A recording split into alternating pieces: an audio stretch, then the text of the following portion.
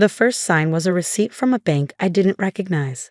It had fallen out of Mark's jacket pocket when I was doing laundry, something he'd specifically told me not to do anymore because he'd handled his own clothes.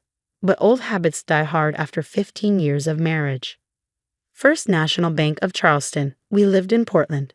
We didn't have accounts in Charleston. We didn't even know anyone in Charleston. I smoothed out the receipt on the laundry room counter. A deposit slip, $50,000. My hands didn't shake. My heart didn't race. After 15 years of marriage to Mark Chen, I'd learned to recognize patterns. And this was the beginning of something. I folded the receipt carefully and put it back in his pocket. Then I did what I'd always done. I handled the laundry, made dinner, and asked about his day when he came home from his law firm. Busy, he said, barely looking up from his phone. The Peterson merger is killing me. Poor baby, I said, setting his favorite meal in front of him. Salmon teriyaki, miso soup, cucumber salad. The same dinner I'd made every Tuesday for 15 years because Mark liked routines. He grunted in response, already typing again. I watched him eat, this man I'd married at 22. Still handsome at 40, with just enough gray at his temples to look distinguished. Still wearing the Armani suits I'd taught him to appreciate. Still treating me like furniture, useful, necessary, but ultimately replaceable. I'm thinking of redecorating my office, I said casually, maybe something more modern. He mumbled, not listening.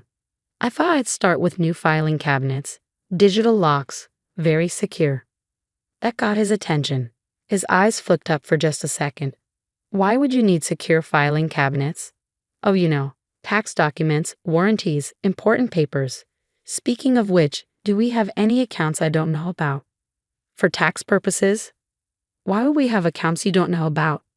His voice was carefully neutral, but I'd lived with Mark long enough to recognize the slight tension in his jaw. I don't know, that's why I'm asking.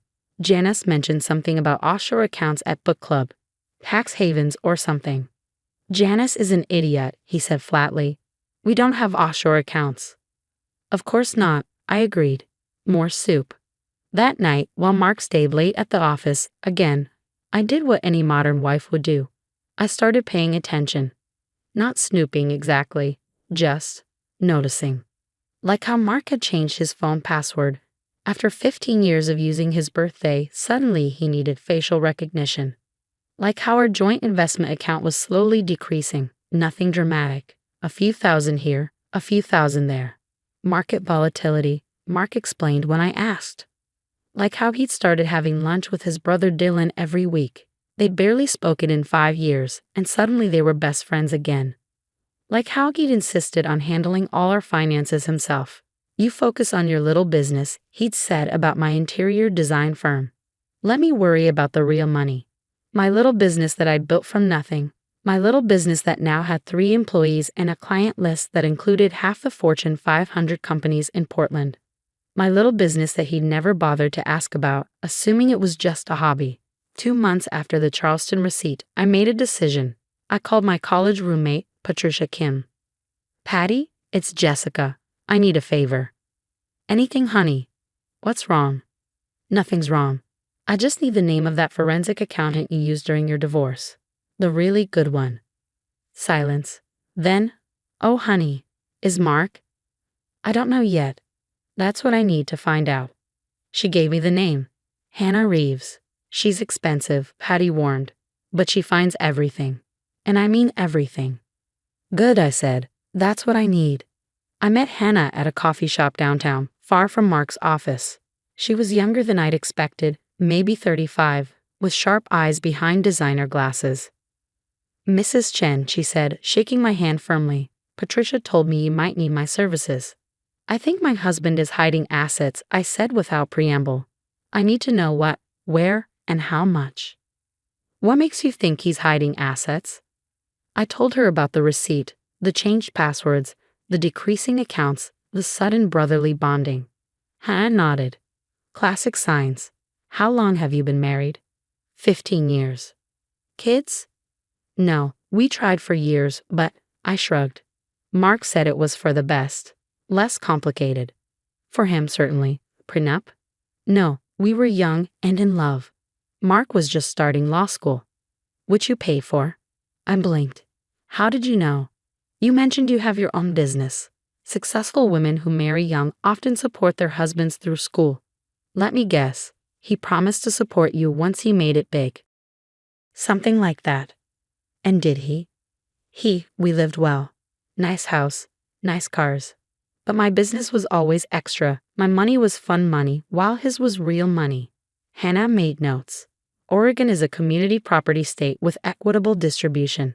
Everything acquired during marriage is split fairly, not necessarily equally. But hidden assets, that changes things. Judges don't like spouses who hide money. So you'll help me. I'll do better than help. I'll find every penny he's trying to hide. But Mrs. Chen, I need you to understand something. Once we start this, we're committed. And you need to act completely normal. Can you do that? I've been acting normal my entire marriage, I said. I'm very good at it. For the next 4 months, I became the perfect wife. I cooked Mark's favorite meals. I attended his firm's functions, smiling and charming partners. I decreased my work hours, telling everyone I wanted to focus on my marriage. Meanwhile, Hannah worked her magic. The Charleston account, just the tip of the iceberg. Mark had been systematically moving money for almost a year. Cryptocurrency accounts, offshore holdings in the Caymans, a real estate LLC that owned 3 rental properties I'd never heard of, investment accounts in Dylan's name that were clearly Mark's money. He's been planning this for at least 18 months, Hannah told me during one of our coffee meetings.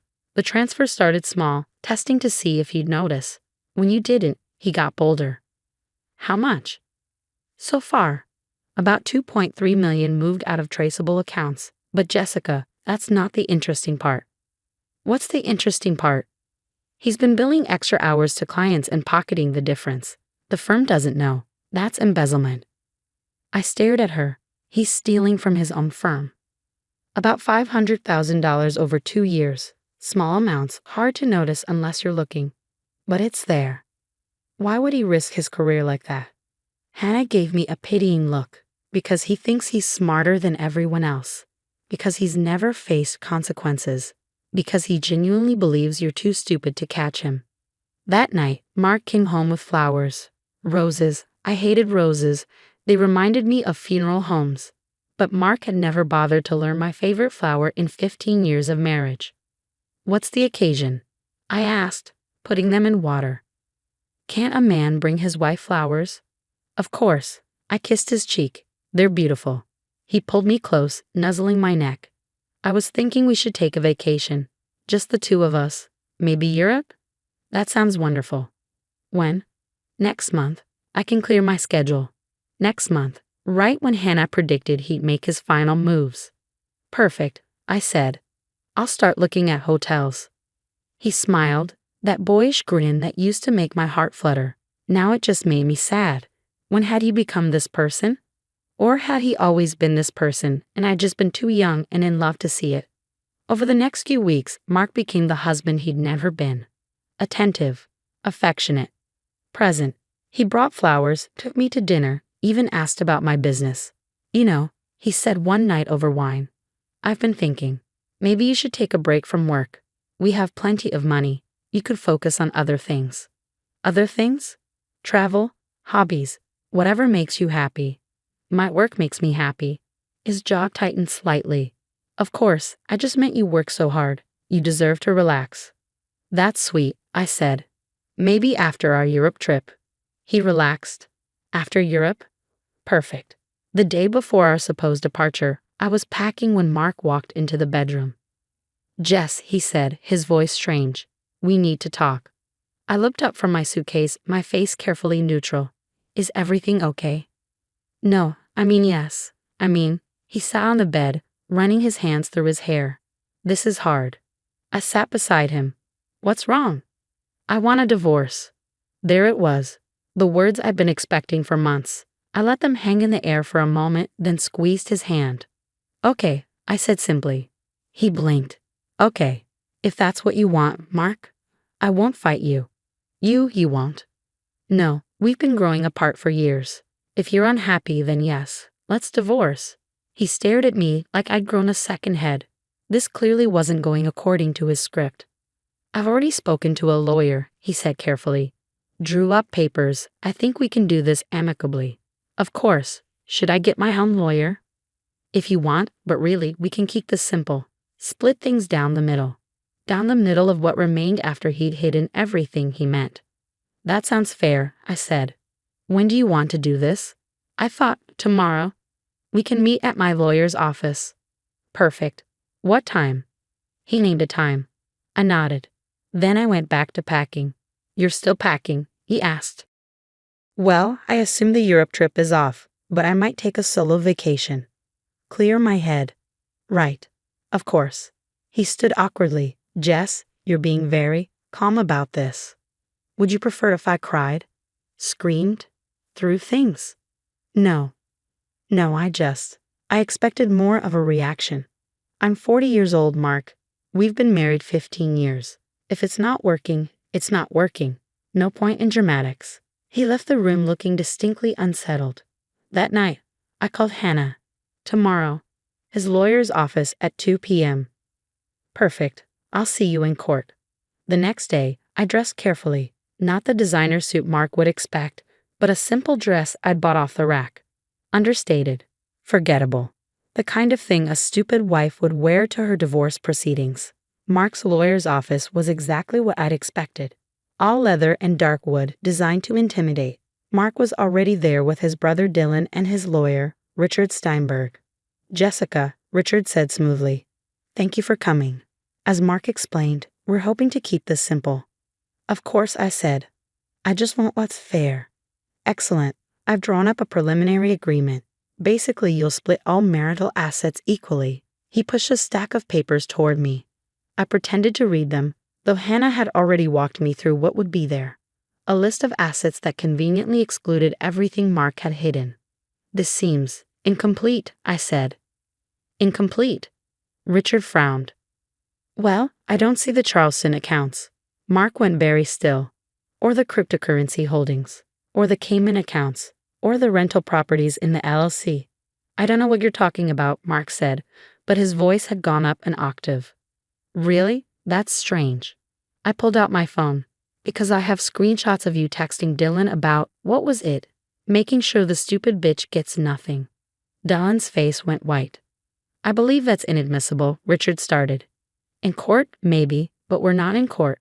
We're just having a friendly conversation about divorce terms. Jess, Mark said, trying for reasonable. I don't know what you think you know. I know about the $2.3 million you've moved in the last year. I know about the embezzlement from your firm. That's slander. Richard interrupted. No, that's facts, which I've documented extensively, with the help of my forensic accountant. Right on cue, the door opened. Hannah walked in, followed by my lawyer, Catherine Walsh, one of the best divorce attorneys in Oregon. Gentlemen, Catherine said pleasantly, I believe we need to discuss the real terms of this divorce. This is an ambush, Richard sputtered. No, I said. This is consequence. Mark spent a year planning to leave me with nothing. I spent 4 months making sure he couldn't. Hannah opened her briefcase and began laying out documents, bank statements, transfer records, screenshots of texts between Mark and Dylan discussing hiding assets, records of the embezzled funds. As you can see, Catherine said, Mr. Chen has systematically defrauded both his wife and his employer. Now we can handle this 2 ways. We can go to court, where all of this becomes public record. His firm finds out about the embezzlement. The IRS finds out about the tax evasion on those hidden accounts. The state bar finds out about the ethical violations. Or, Richard asked weakly, or Mr. Chen agrees to a more equitable distribution. Say 75% of all assets hidden and declared to my client, plus alimony, plus covering all legal fees. That's extortion, Mark exploded. No, I said quietly. That's the price of thinking I was stupid. You texted your brother that you'd leave me with nothing. You bragged about how I'd never figure it out. You called me a stupid bitch who was only good for cooking and cleaning. I never. February 15th, 3:47 p.m. Hannah read from her notes.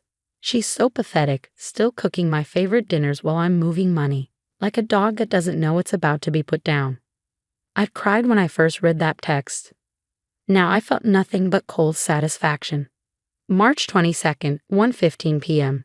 The stupid bitch actually asked about accounts. Fed her some bullshit about market volatility. She bought it because she buys everything. Can't wait to see her face when she realizes she's getting nothing. Stop, Mark whispered. April 10th, 5:23 p.m.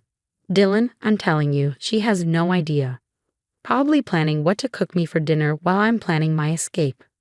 God, I can't wait to be free of her pathetic neediness. Each word was a nail in the coffin of Mark's plan. You were watching me, Mark asked. No, you were sloppy. You used your work phone for personal texts. Your firm backs everything up. Hannah subpoenaed the records. That's illegal.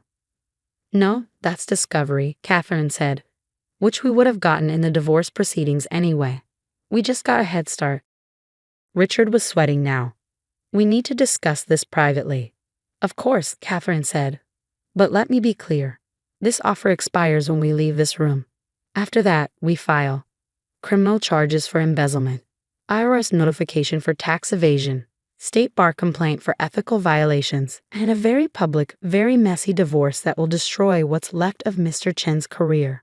We stepped out. Through the door, I could hear Mark screaming at Richard, at Dylan, at the situation. Good. 20 minutes later, Richard emerged. My client agrees to your terms. All of them. All of them. We spent the next 3 hours hammering out details. Mark would transfer all hidden assets back. I would get 75% of everything. He would pay alimony for 10 years. He would cover all legal fees. And Catherine added, he'll write a letter of resignation to his firm citing personal reasons.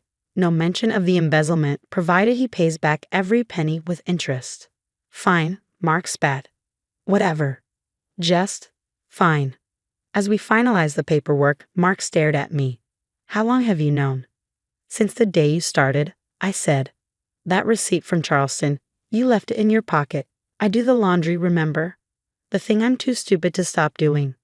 Why did you say anything? Because I wanted to see how far you go, how much contempt you really have for me. Turns out, it was bottomless. Jess, don't apologize. Don't explain. Don't justify. Just sign the papers and let's be done. He signed. Each signature looked like it physically hurt him. As we prepared to leave, Dylan finally spoke. You destroyed him. No, I said. He destroyed himself. I just documented it. He was trying to protect his assets. Any man would. Any man would what? Steal from his wife? Embezzle from his firm? Plan for a year to leave his spouse destitute while she cooked his dinners and washed his clothes. Dylan had no answer. Outside the office, Hannah and Catherine flanked me. You did great, Catherine said. How do you feel? Free, I said and meant it. For the first time in 15 years, I feel free.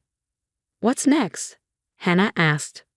First, I'm going to Europe, alone, to celebrate. Then I'm going to expand my business, my little business that's now worth more than Mark's career ever was.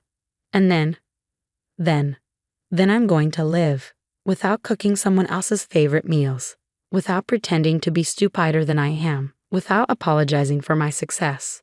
The best revenge, Catherine said. No, I corrected. The best justice. Revenge would have been destroying him for sport. This was just holding up a mirror and letting him see who he really was.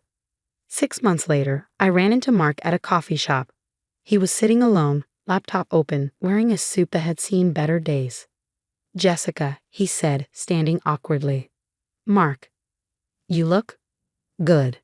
I did look good. I'd just returned from expanding my business to Seattle. I was wearing a designer suit, one I bought with my own money, not his. I was happy in a way I hadn't been in years. Thank you. I'm sorry. For everything, for underestimating you. For trying to, for all of it. I know. Do you think? He stopped, started again.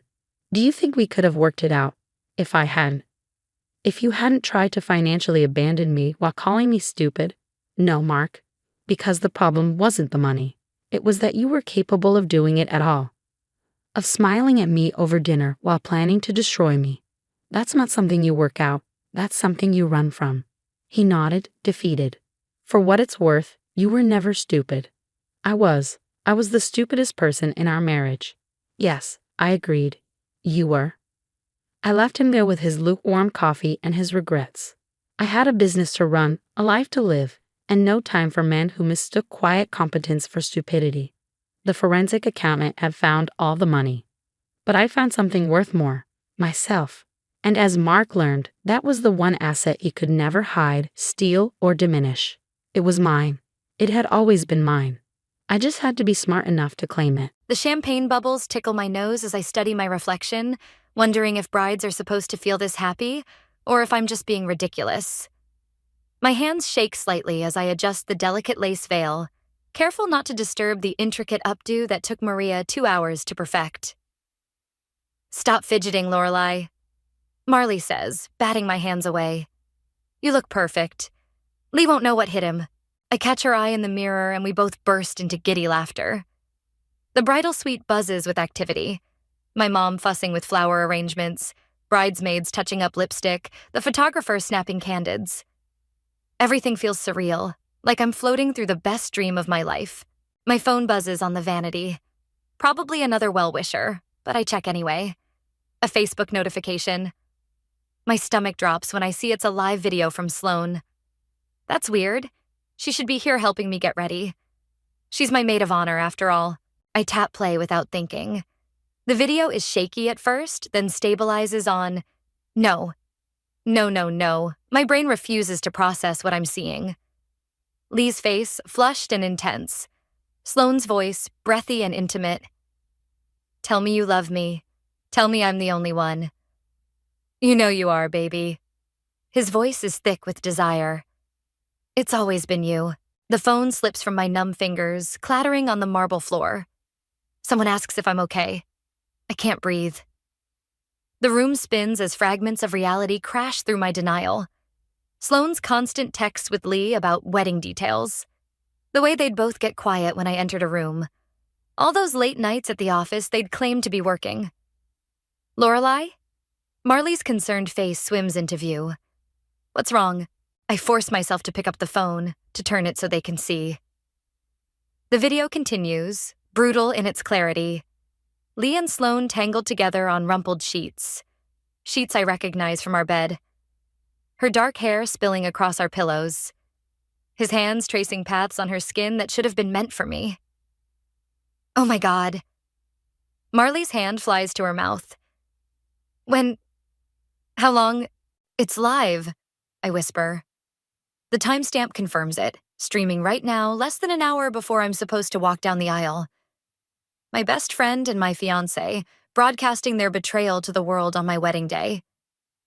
The room erupts in chaos. My mom is crying. Someone's calling the wedding planner. I hear fragments of panicked conversation. Guests are already arriving. Can't reach Lee's phone.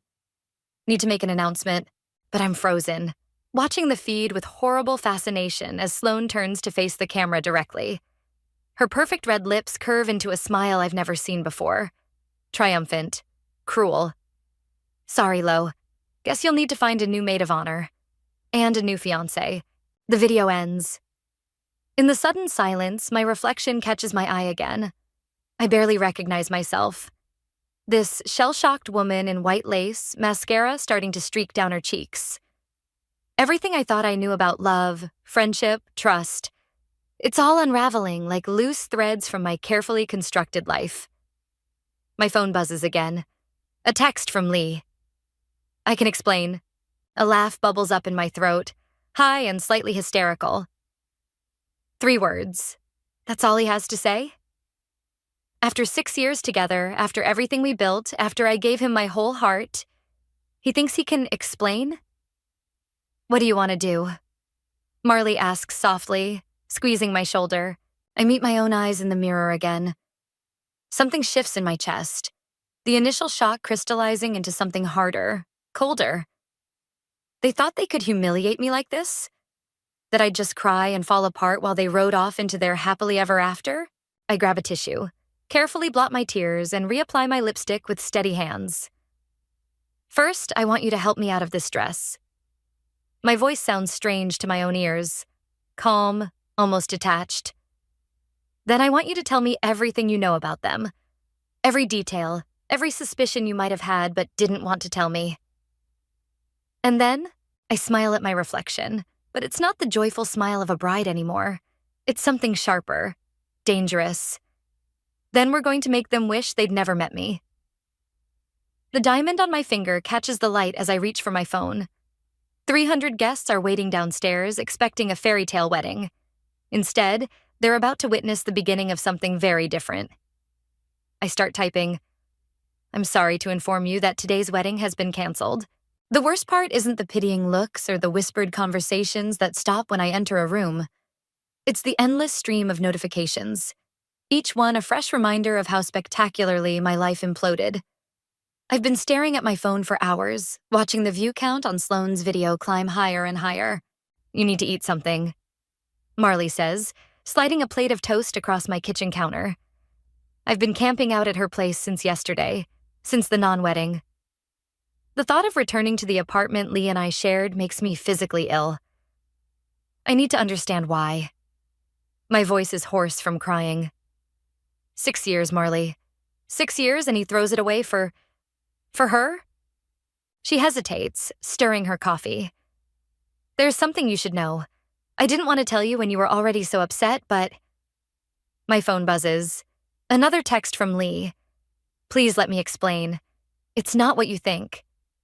"Block him," Marley snaps. "Block them both." Wait. Something in the video preview catches my eye. I scroll back through Sloane's feed, my hands shaking. Look at this. The timestamp on their first photo together, 6 months ago at that charity gala. "The one you couldn't attend because of your mom's surgery?" Exactly. I zoom in on the background. But look where they are. That's the Meridian Hotel's penthouse suite, the one that costs $5,000 a night. Marley frowns. How could Lee afford that on his salary? He couldn't. The pieces start clicking together. Unless... I pull up the browser on my laptop, fingers flying across the keys. Lee's investment firm's website loads, showing his smiling face under Senior Portfolio Manager. I scan through client testimonials until I find what I'm looking for. Here. I turn the screen toward Marley. 3 months ago, the SEC launched an investigation into suspicious trading patterns. No charges filed, but several client accounts showed unusual activity. "You think Lee was..." "I think he was stealing." The words taste bitter. And I think Sloane knew. She's been handling PR for his firm since last spring. My phone rings, an unknown number. Against my better judgment, I answer. "Ms. Harrison?" A man's voice, professional but tense. "This is Percy Johnston with the Financial Crimes Unit. We need to speak with you regarding Lee Mitchell's activities at Beacon Investment Partners." My stomach lurches. "I don't know anything about..." "Several large transfers were made from joint accounts you shared with Mr. Mitchell. Given the timing and nature of these transactions, we need to establish your level of involvement." The room spins. Joint accounts? We only had one, for wedding expenses. Unless... "I'll have to call you back," I manage, ending the call. Marley watches me pull up our online banking. My hands are trembling so badly I mistyped the password twice. When the accounts finally load, I feel like I'm going to be sick. "He emptied everything," I whisper. "The wedding fund, our savings, even my personal account. How did he get access to..." "The power of attorney," Marley says quietly. "The one you signed last month for the house purchase." The house, our dream home, the one we'd spent weekends touring, planning where to put the nursery. All a lie, just like everything else. My phone buzzes again. A text from Summer, Sloane's former roommate. "Check your email. There's something you need to see." The email loads slowly, revealing dozens of forwarded messages between Lee and Sloane. My eyes catch on phrases that make my blood run cold. "Transfer the funds before anyone notices." "Keep Lorelei distracted." Once we're in the Caymans. "They were planning this," I say, my voice strange and flat. "The wedding, the video, all of it.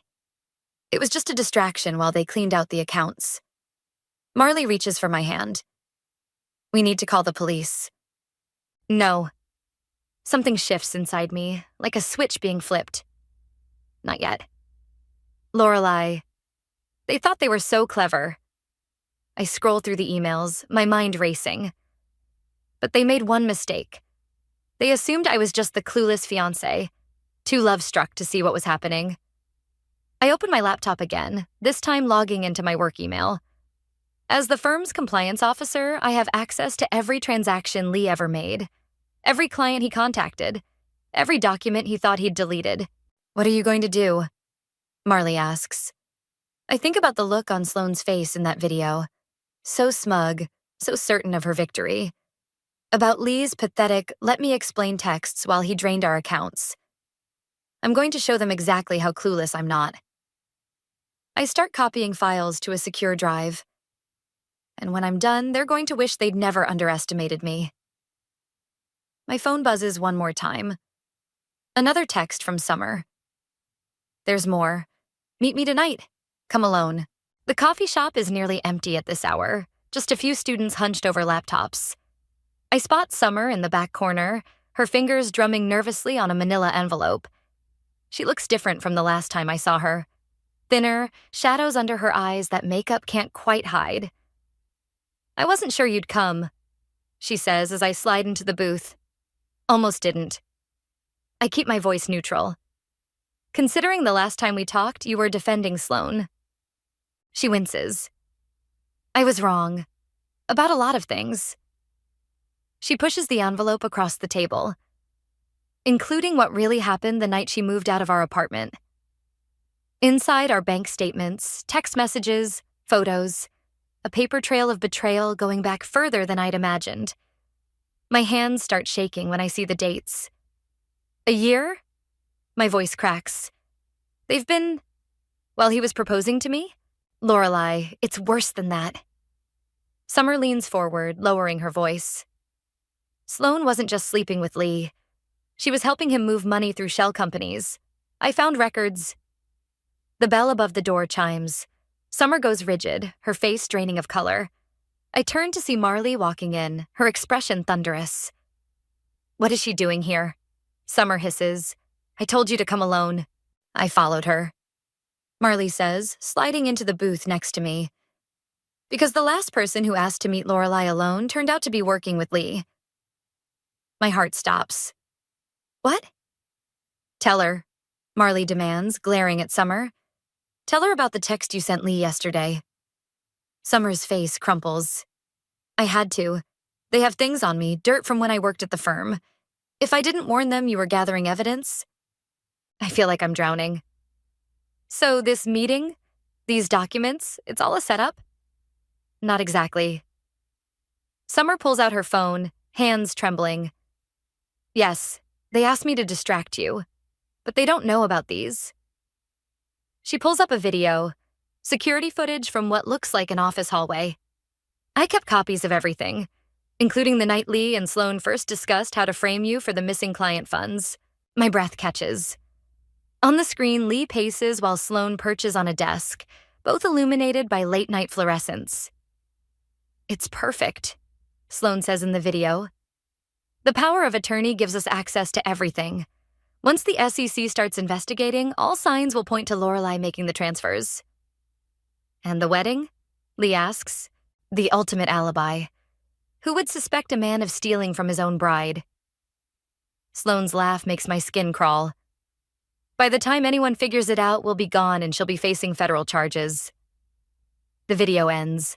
I feel Marley's hand gripping mine under the table. "Why are you showing me this?" I ask Summer. "Why switch sides now?" "Because I found out what they did to my sister." Summer's voice hardens. 3 years ago, she invested her entire inheritance with Lee. When she started asking questions about missing funds, Sloane orchestrated a smear campaign that destroyed her career. She lost everything. My mind races.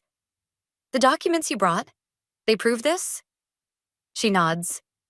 "Bank records, emails, everything. But we have to move fast. They're planning to leave the country tomorrow night." "How do you know that?" "Because they asked me to book their flights." Summer's smile is bitter. "First class to Grand Cayman, departing at 11 p.m. They think I'm still their loyal puppet." Marley leans forward. "We should take this to the police." No. The word comes out sharp, surprising even me. Not yet. They want to frame me? Fine, let them think it's working. Lorelai. I need your help, I tell Summer. Both of you. But first, I need to know I can trust you. I meet Summer's eyes. Really trust you. She pulls out another phone. An old flip model. Burner phone. I've been recording every conversation with them for weeks, including one where they discussed which evidence to plant in your home office. My home office, where I keep all my compliance files, where Lee has a key. They're probably there right now, I say, standing abruptly. We need to go, but first, I take out my own phone, pulling up the SEC's tip line. A little insurance policy. I type quickly, potential fraud at Beacon Investments, evidence of embezzlement and client theft, whistleblower willing to cooperate. What are you doing? Marley asks, making sure they can't bury this even if they destroy the evidence. I hit send, then look at Summer. You said they're planning to frame me? Let's see how their plan holds up when I'm the one who reported them first. My phone buzzes. A text from an unknown number. Smart move, Lorelai. But you're not the only one who can play this game. Check your email. X. The email loads while we're in Marley's car, racing toward my apartment. My hands go numb as I read it. You don't know the whole story. The message begins. Lee and Sloan aren't working alone. Meet me at the Riverside Park gazebo in 30 minutes if you want to know who's really pulling the strings. Xander. It's a trap, Marley says, taking a sharp turn. Has to be. Wait. I grab her arm. Xander, he was Lee's old partner at Beacon before he quit last year. Lee said he had a breakdown, but what if he didn't? Summer leans forward from the back seat. What if he discovered something? I check the time. 25 minutes until the meeting. 10 minutes to my apartment. The choice tears at me. Check the office or meet Xander. Split up, I decide. Marley, take Summer to my place. Check the office, but don't touch anything. Just document whatever they've planted. I'll meet Xander. Alone? After what happened with Summer? He's taking a huge risk contacting me. I pull up his resignation letter on my phone. Look at the date. He quit right after the first suspicious transfer started. He must know something. Marley pulls over, her face tight with worry. Fine. But you text me every 5 minutes, and at the first sign of trouble, I run. I squeeze her hand. I promise. The park is deserted when I arrive, streetlights casting long shadows across wet grass. The gazebo looks ghostly in the darkness, and for a moment I think I've been stood up. Then a figure emerges from the shadows. Careful, Xander says softly. We're being watched. He looks nothing like the polished executive I remember. His clothes are rumpled, his eyes haunted. But there's something else. A fierce intensity that makes me believe him. Who's watching? Percy Johnston, SEC investigator. Xander's laugh is bitter. At least that's what he claims to be. My stomach drops. What do you mean? The real Percy Johnston died 6 months ago. Whoever called you is working with them. He hands me a file. These are the real SEC reports. Notice anything missing? I scan the documents, my heart pounding. There's no official investigation. The whole thing is fake, just like the evidence they're planting in your office right now. He checks his phone. Which is why we need to move fast. Why are you helping me? His expression darkens. Because they destroyed my life too.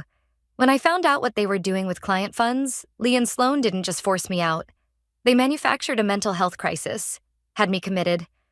By the time I got out, my reputation was ruined. But you kept proof.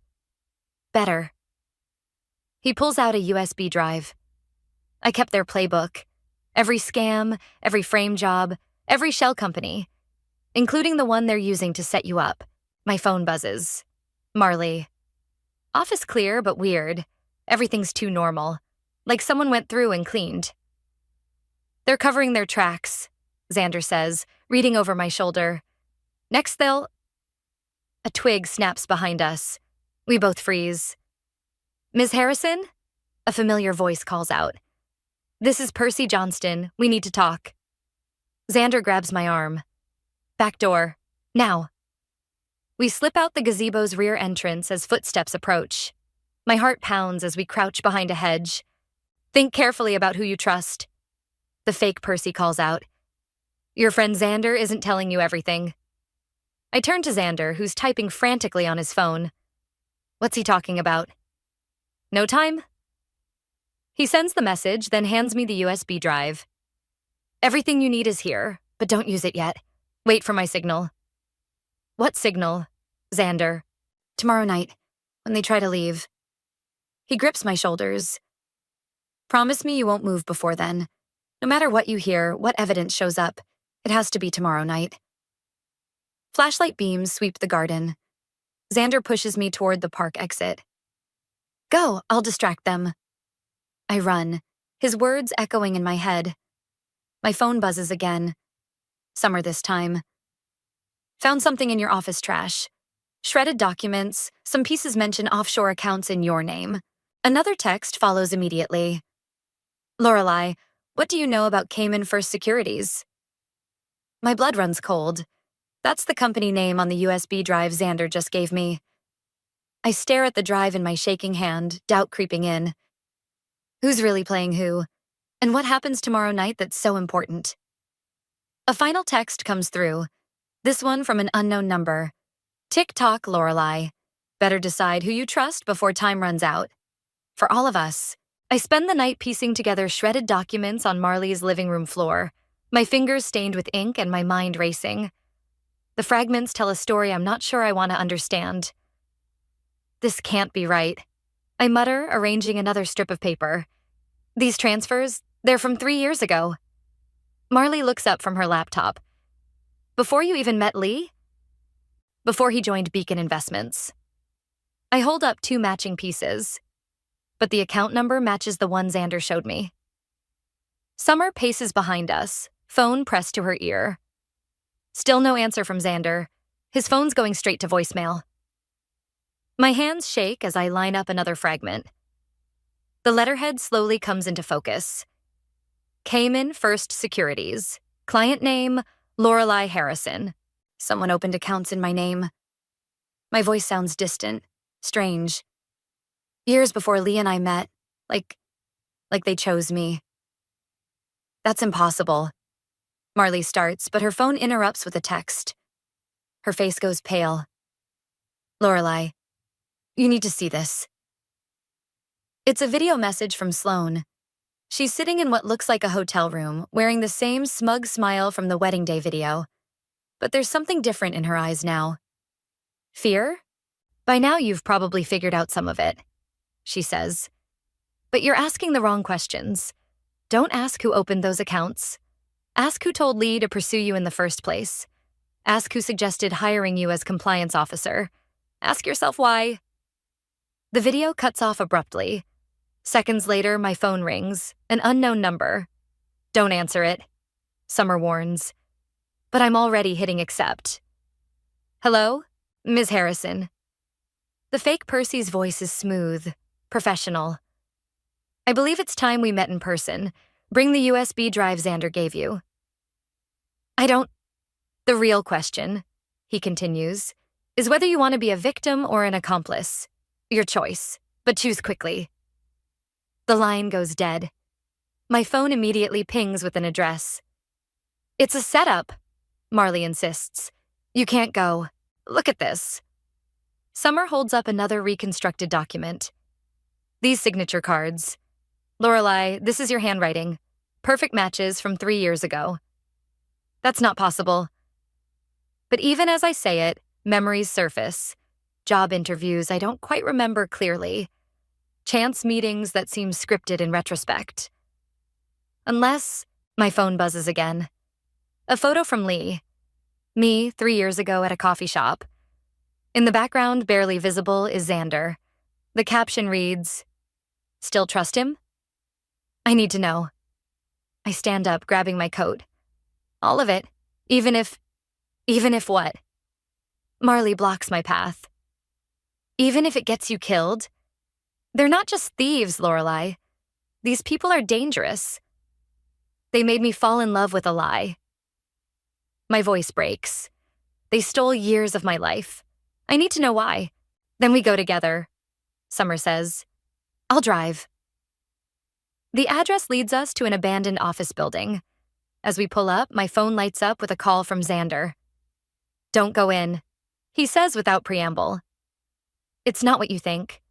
The whole thing, Lee, Sloan, the accounts, it's bigger than... A gunshot cracks through the phone line. Then silence. Xander? My hands are shaking so badly I nearly drop the phone. Xander? A new voice comes on the line. Sloane's. Time's up, Lo. Front door's open. Come alone or Xander won't be the only casualty. I'm out of the car before Marley can grab me. Call the real police, I tell them. The actual SEC. Anyone, just give me 15 minutes. Lorelai, wait. But I'm already running toward the building, the USB drive heavy in my pocket. The front door creaks open at my touch.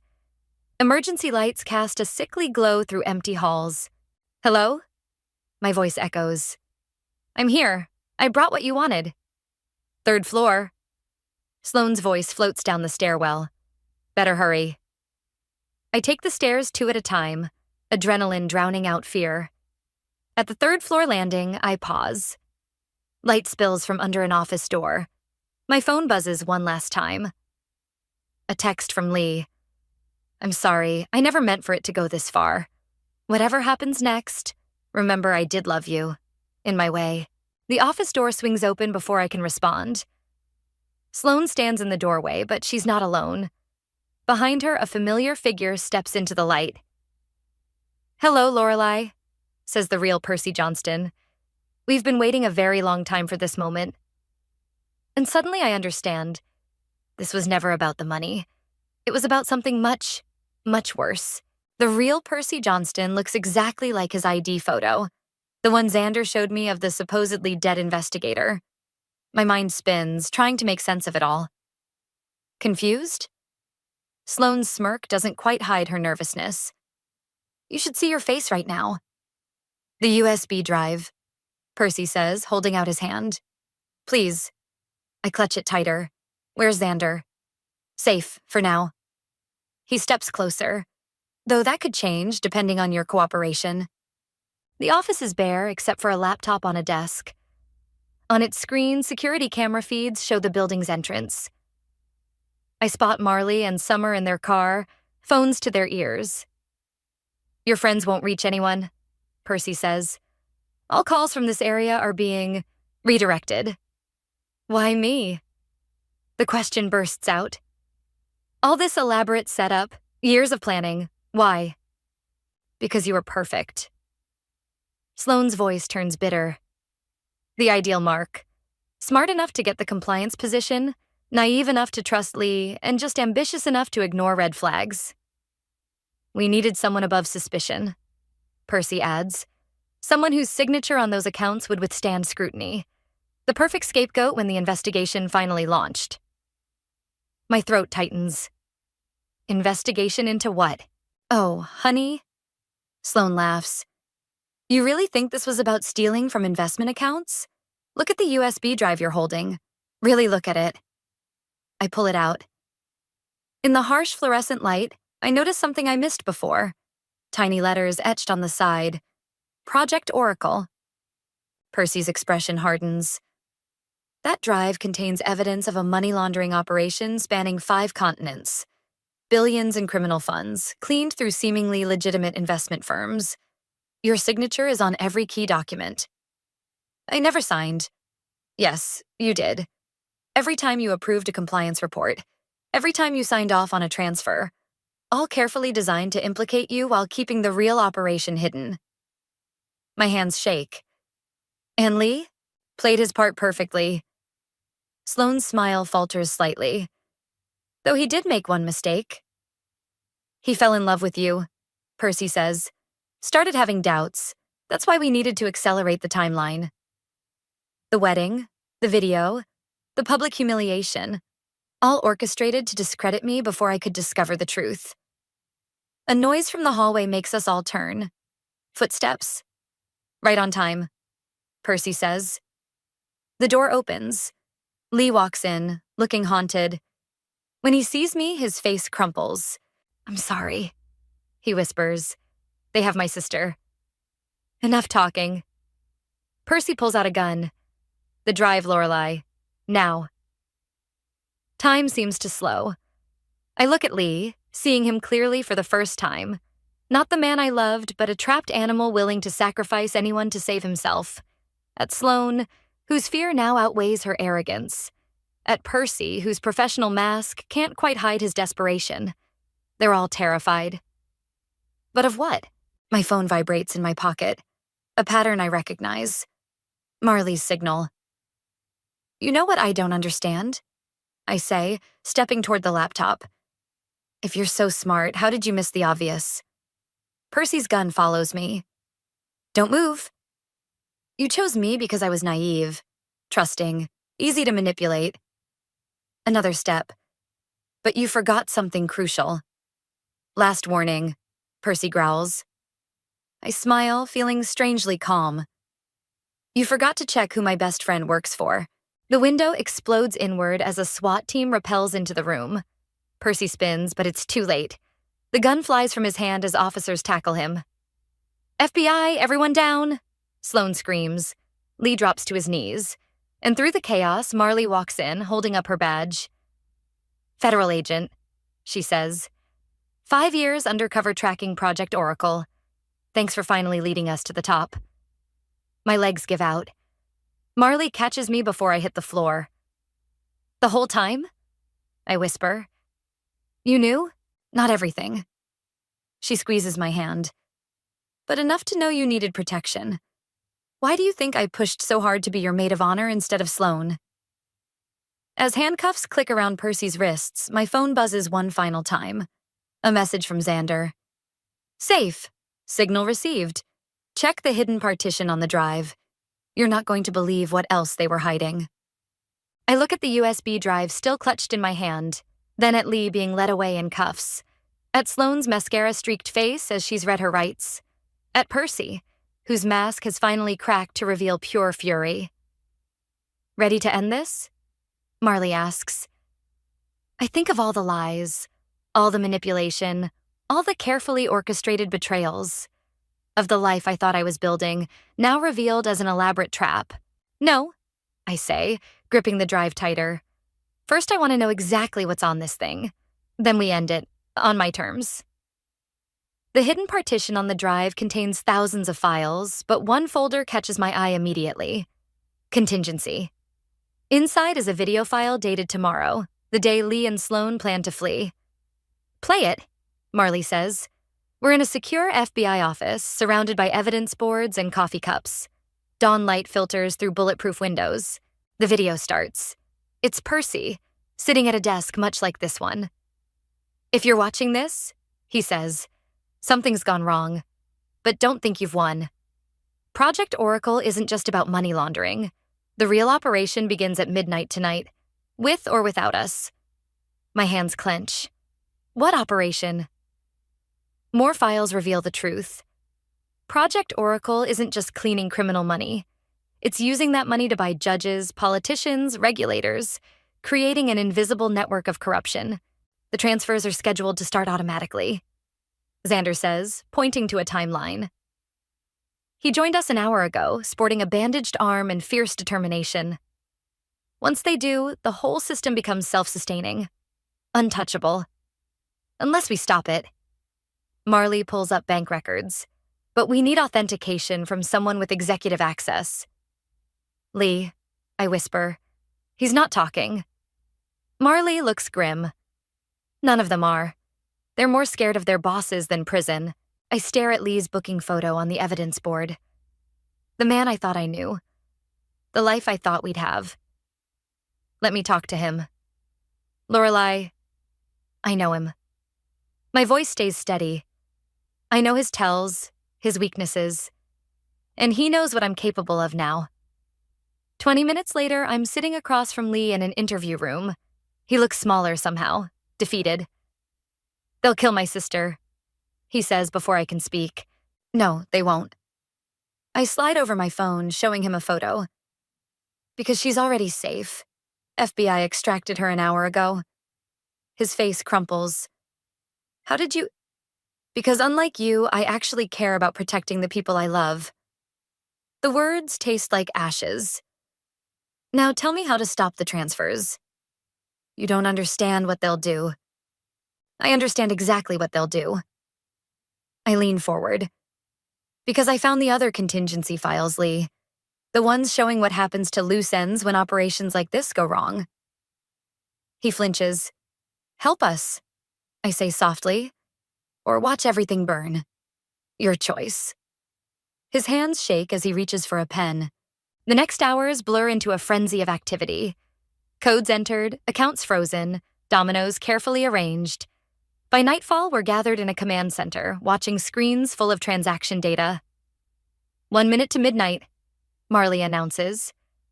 I think of Percy's smug face, of Sloane's cruel smile, of all the careful lies designed to break me.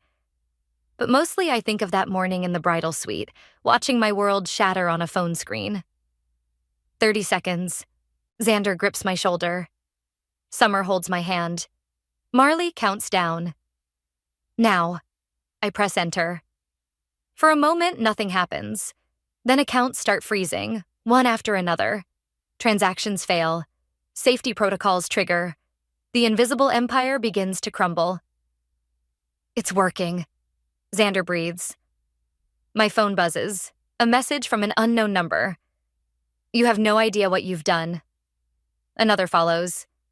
This isn't over. Actually, I type back. It is. I think of all the moments that led here. The proposal I once thought was perfect. The friendship I believed was unshakable. The future I planned so carefully.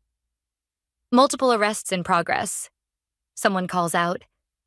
London, Singapore, Dubai. Lorelei. Marley's voice is gentle. We got them. The screens fill with confirmation after confirmation.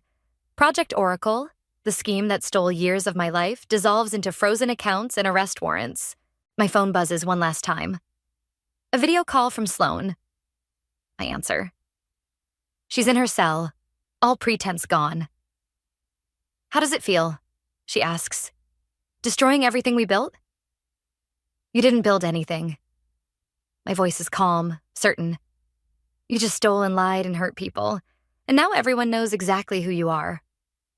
We're not so different, she tries. You could have... I end the call. Around me, agents celebrate as reports flood in. Summer hugs me, crying.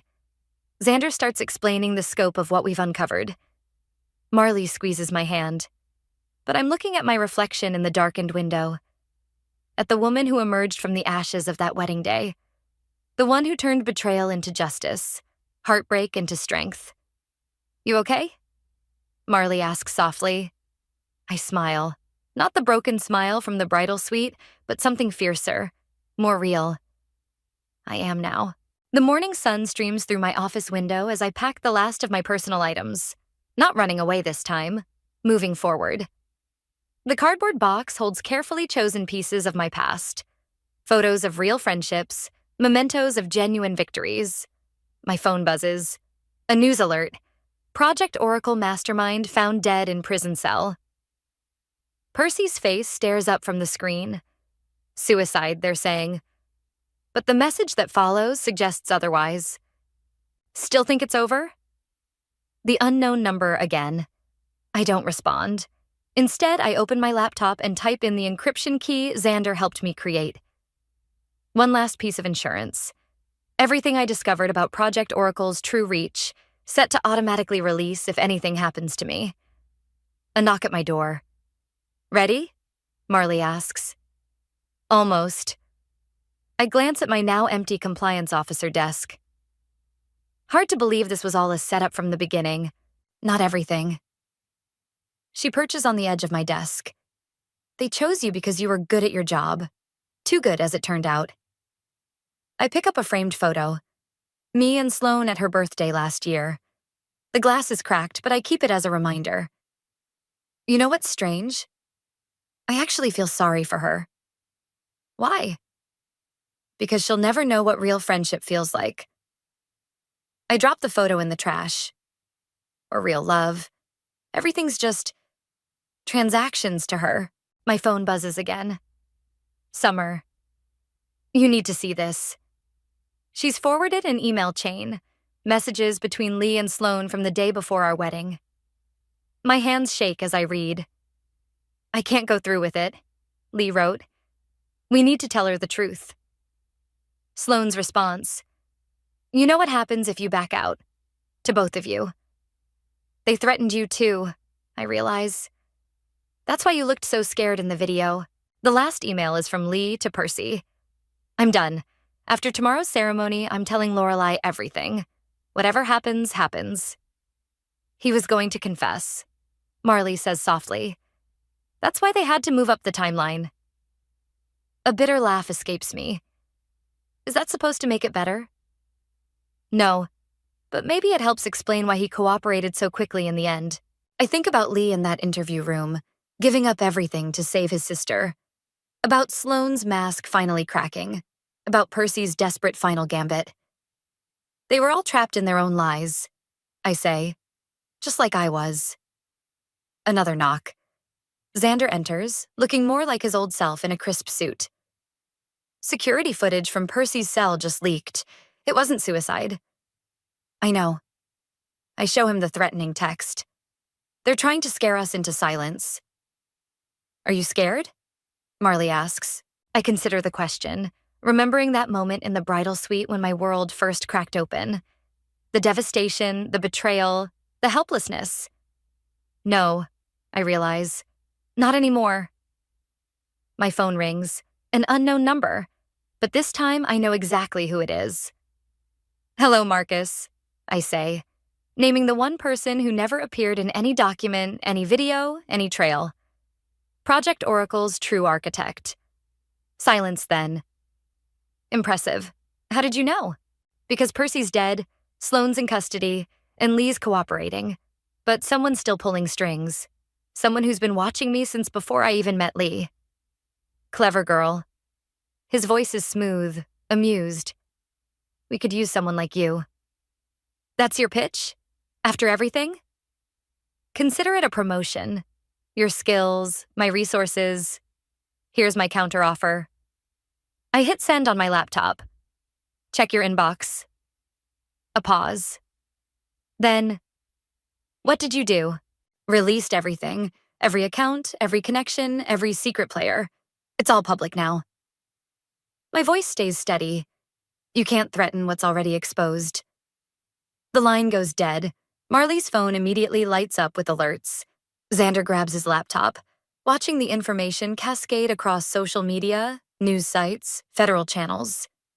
It's really over, Summer whispers from the doorway. I pick up my box of carefully chosen memories, looking around the office one last time. Not at what was taken from me, but at what I've reclaimed. No, I say, thinking of all the people like me out there, trapped in beautiful lies. It's just beginning. I walk out into the sunlight, leaving the broken pieces of my old life behind. Ahead lies something better than revenge, better than justice, the truth. And this time, it's mine to tell. I found the wedding invitations while looking for napkins in my husband's glove compartment. Cream-colored envelopes with gold trim, the kind that whisper elegance and expense. The kind I'd helped Daniel pick out for our own wedding 8 years ago. My fingers trembled as I pulled one out, telling myself it was probably for a colleague's wedding or a cousin's second marriage. The late October sun beat through the windshield, making the metallic script dance as I slid the invitation free. Together with their families, Rebecca Ryan and Daniel Mackenzie request the honor of your presence. The words blurred. My stomach lurched as if I'd missed a step going downstairs. I read it again, and again, willing the letters to rearrange themselves into something that made sense, something that didn't destroy my entire world on an ordinary Tuesday afternoon. Mommy, can we get ice cream? Lily's voice floated from the back seat, yanking me back to reality. You promised after my dentist appointment. Just a minute, sweetheart. My voice sounded strange, distant. I shuffled through the stack with numb fingers. 5 invitations, all addressed to different guests. The wedding date was set for spring. Spring. While I'd been planning our family vacation to Disney World, my husband had been planning his wedding to another woman. Your teeth are all clean now, remember? Lily continued, oblivious to the way my world was splintering. Dr. Morris said I was the best patient ever. I forced myself to breathe, to smile, to act normal. That's right, baby. You were so brave. The invitation felt like it was burning my skin. I shoved it back into the envelope, tucked the stack exactly where I'd found it. Ice cream it is. My hands shook so badly I could barely turn the key in the ignition. 8 years of marriage, a beautiful home, our daughter, all of it built on... What? How long had he been living this double life? At the ice cream shop, I watched Lily attack her strawberry cone with the pure joy only an 8-year-old can muster. Pink drops splashed onto her blue dress, the one Daniel had bought her last month. You're just like your mama, he'd said, ruffling her hair. Beautiful in blue. My phone buzzed. A text from Daniel. Running late tonight, big client meeting, don't wait up. I stared at those casual words, remembering all the late nights, the weekend work emergencies, the business trips that seemed to multiply lately. How many of those had been spent with her? With Rebecca? Mommy, you're not eating yours. Lily pointed to my vanilla cone, melting untouched in my hand. It's dripping everywhere. Oh, I grabbed a napkin, wiping sticky rivulets from my wrist. Just lost in thought, sweetie. About what? About how your father is a lying bastard, about how our entire life is a carefully constructed fiction, about how I don't recognize anything anymore, least of all myself. About grown-up stuff, I said instead, forcing a smile. Boring things. My phone buzzed again. This time it was Bailey. Girls' night still on for Friday? Need wine and gossip? I typed back absolutely, while my mind raced ahead. Bailey, my best friend since college, who knew every secret of mine, except this one. Not yet. I couldn't tell her, couldn't tell anyone, until I figured out what to do. The drive home was a blur of autumn colors and Lily's chatter about Halloween costumes. I nodded at appropriate intervals, but inside I was cataloging every suspicious moment from the past year. The new passwords on his phone, the fresh cologne, the gym membership he suddenly couldn't live without.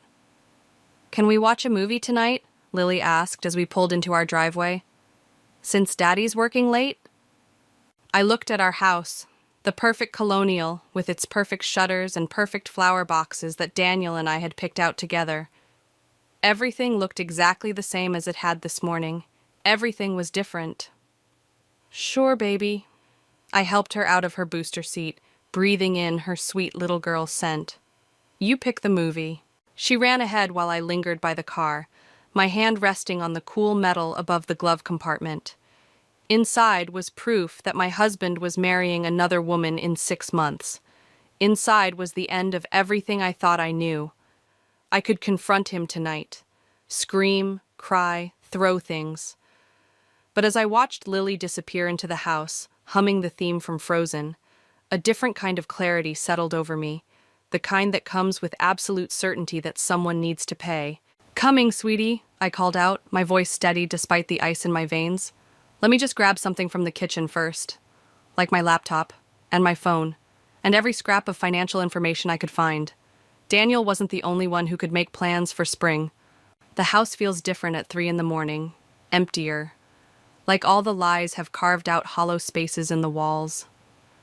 I'm sitting at our kitchen island, surrounded by bank statements and credit card bills, my laptop casting a blue glow across the granite countertop Daniel was so proud of installing last year. My hands shake as I scroll through his credit card statements. Dinner for 2 at Le Petit Jardin, a weekend booking at the Lakeside Inn, a jewelry purchase from Tiffany's that definitely didn't make its way to my jewelry box.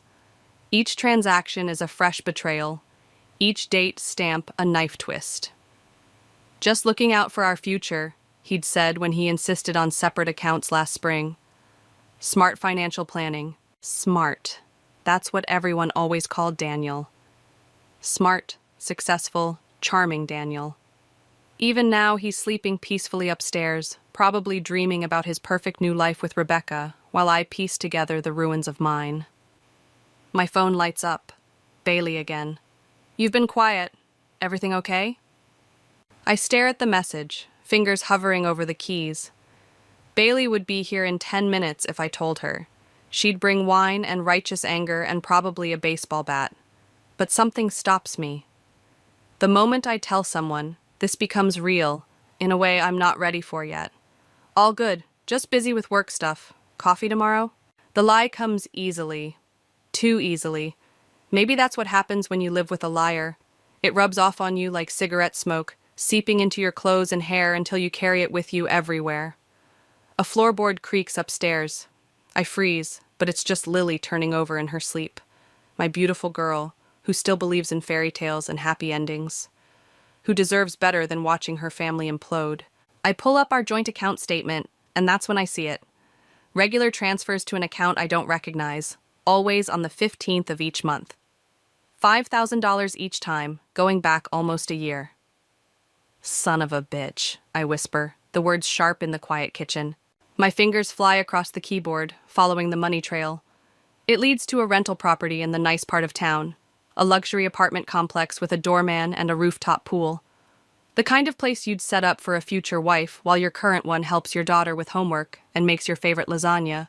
The sun is rising by the time I hear Daniel stirring. I've already cleared away the evidence, brewed coffee, and started making pancakes.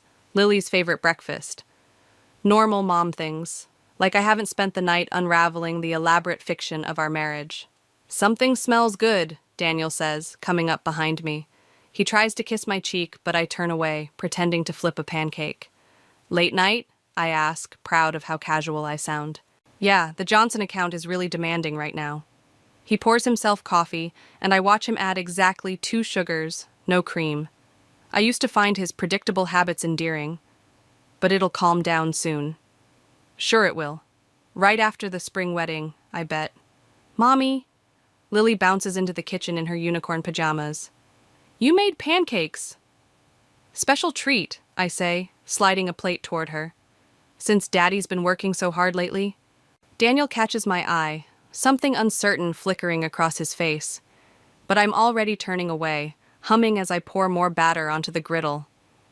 I might be late again tonight, he says, straightening his tie. The blue one I gave him for Christmas. Don't wait up. Of course not, I smile, thinking of the apartment across town where he's probably heading. Oh, by the way, I'm hosting a party next month. Nothing fancy, just some friends and neighbors. A party? He frowns. What's the occasion? Does there need to be one? I keep my voice light, but my heart is pounding. I just thought it would be nice to get everyone together before the holidays. Before your secret life explodes in your face. Sure, whatever you want. He kisses Lily's head, grabs his briefcase. Just let me know the date. Oh, I will, right after I figure out how to invite your fiancé. After he leaves, I watch Lily eat her pancakes, chattering about her upcoming school play. She has syrup on her chin and Daniel's eyes, and my chest aches with the weight of what I'm about to do. My phone buzzes, a text from Amy next door. Coffee? Have the most interesting gossip about the new tenant in Lakeside Apartments. I smile, really smile, for the first time in 24 hours. Be right over, I type back. Sometimes the universe hands you exactly what you need, and sometimes what you need is a nosy neighbor who lives for other people's drama. Amy's kitchen smells like cinnamon rolls and secrets.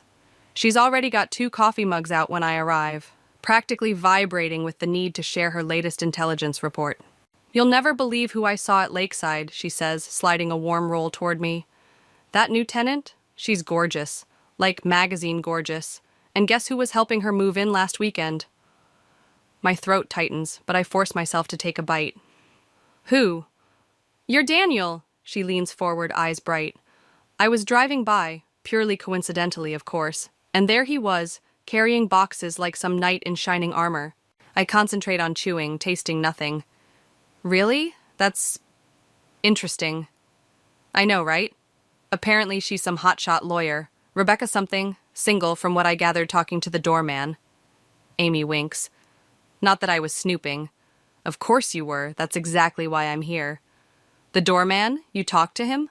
Oh yeah, Marcus is a sweetie. Always up for a chat, especially if you bring him coffee. She stirs her own cup thoughtfully. He mentioned she just moved here from Chicago, starting fresh after some big breakup. Starting fresh. With my husband. Does she have many visitors? I keep my voice casual, like I'm just playing along with neighborhood gossip. Well, Amy glances around conspiratorially, though we're alone. Marcus says there's this one guy who comes by a lot, always in nice suits, usually late evenings. My coffee turns to acid in my stomach. What time evenings? After 8, mostly. Stays pretty late. She frowns. You okay, Maggie? You look a little pale. Just tired. Lily had a rough night.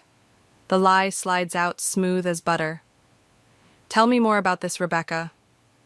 By the time I leave Amy's, I have Rebecca's full name, workplace, and regular schedule, all delivered with Amy's signature mix of concern and barely concealed glee at having prime gossip. I also have the beginning of a plan. That afternoon, I park across from Rebecca's building, watching the elegant glass entrance through dark sunglasses. A woman in a cream-colored blazer exits, tall, willowy, with the kind of effortless grace that belongs in luxury car commercials.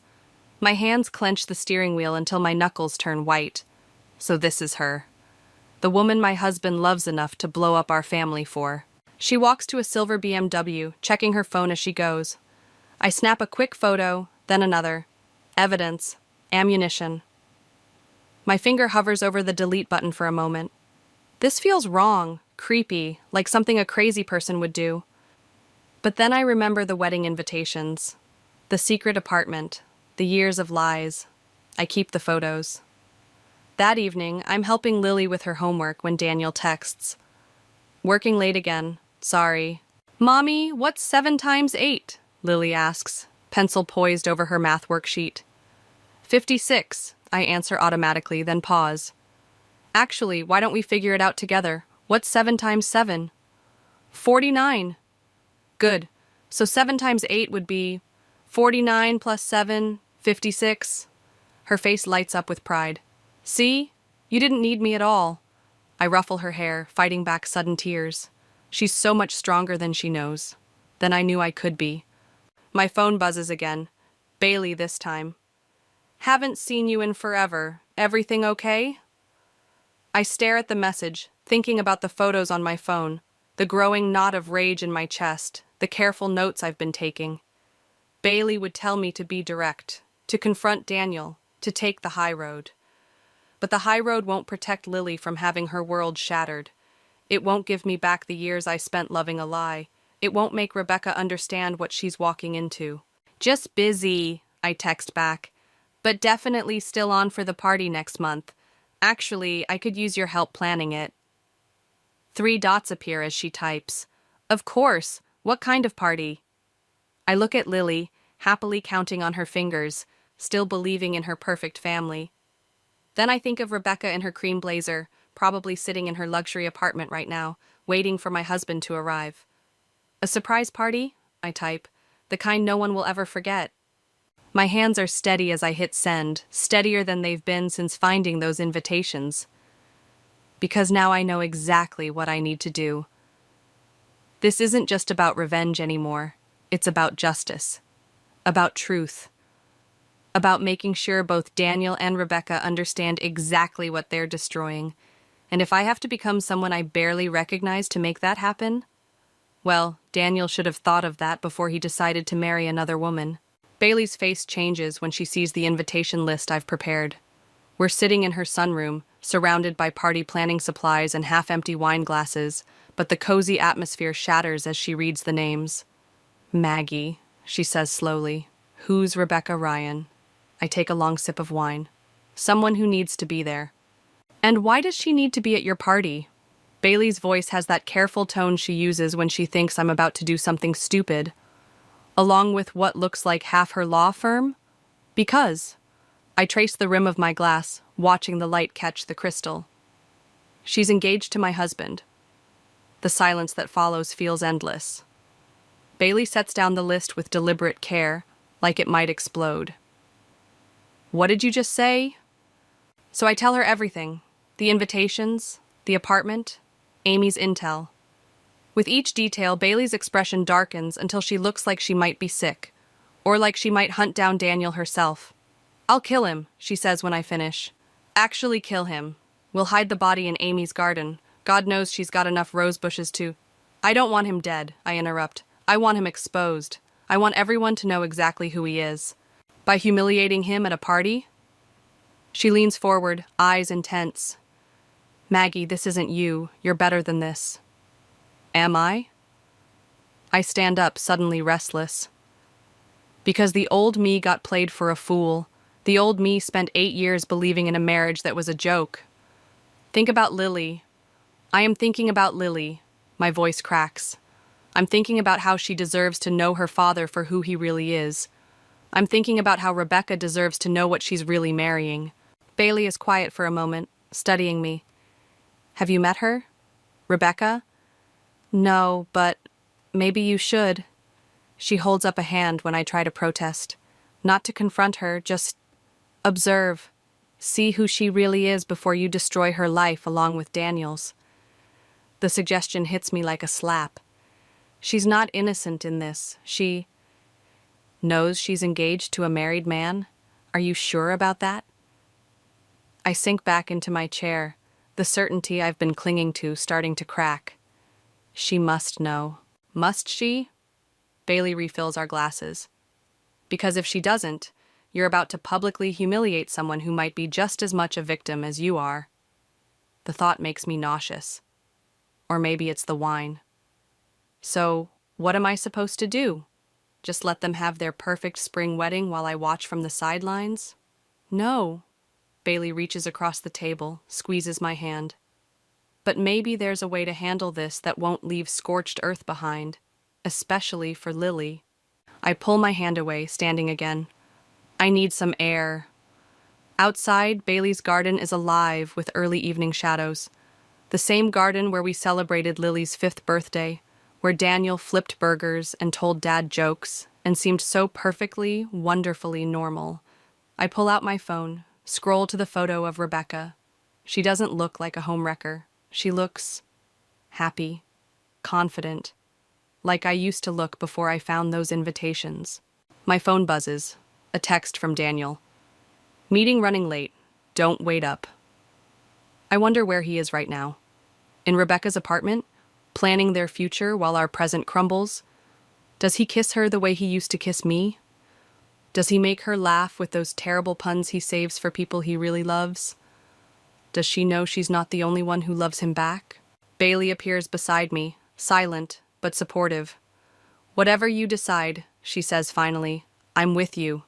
But please, please be sure this is what you really want. I stare at the party plans scattered across her sunroom table, visible through the window.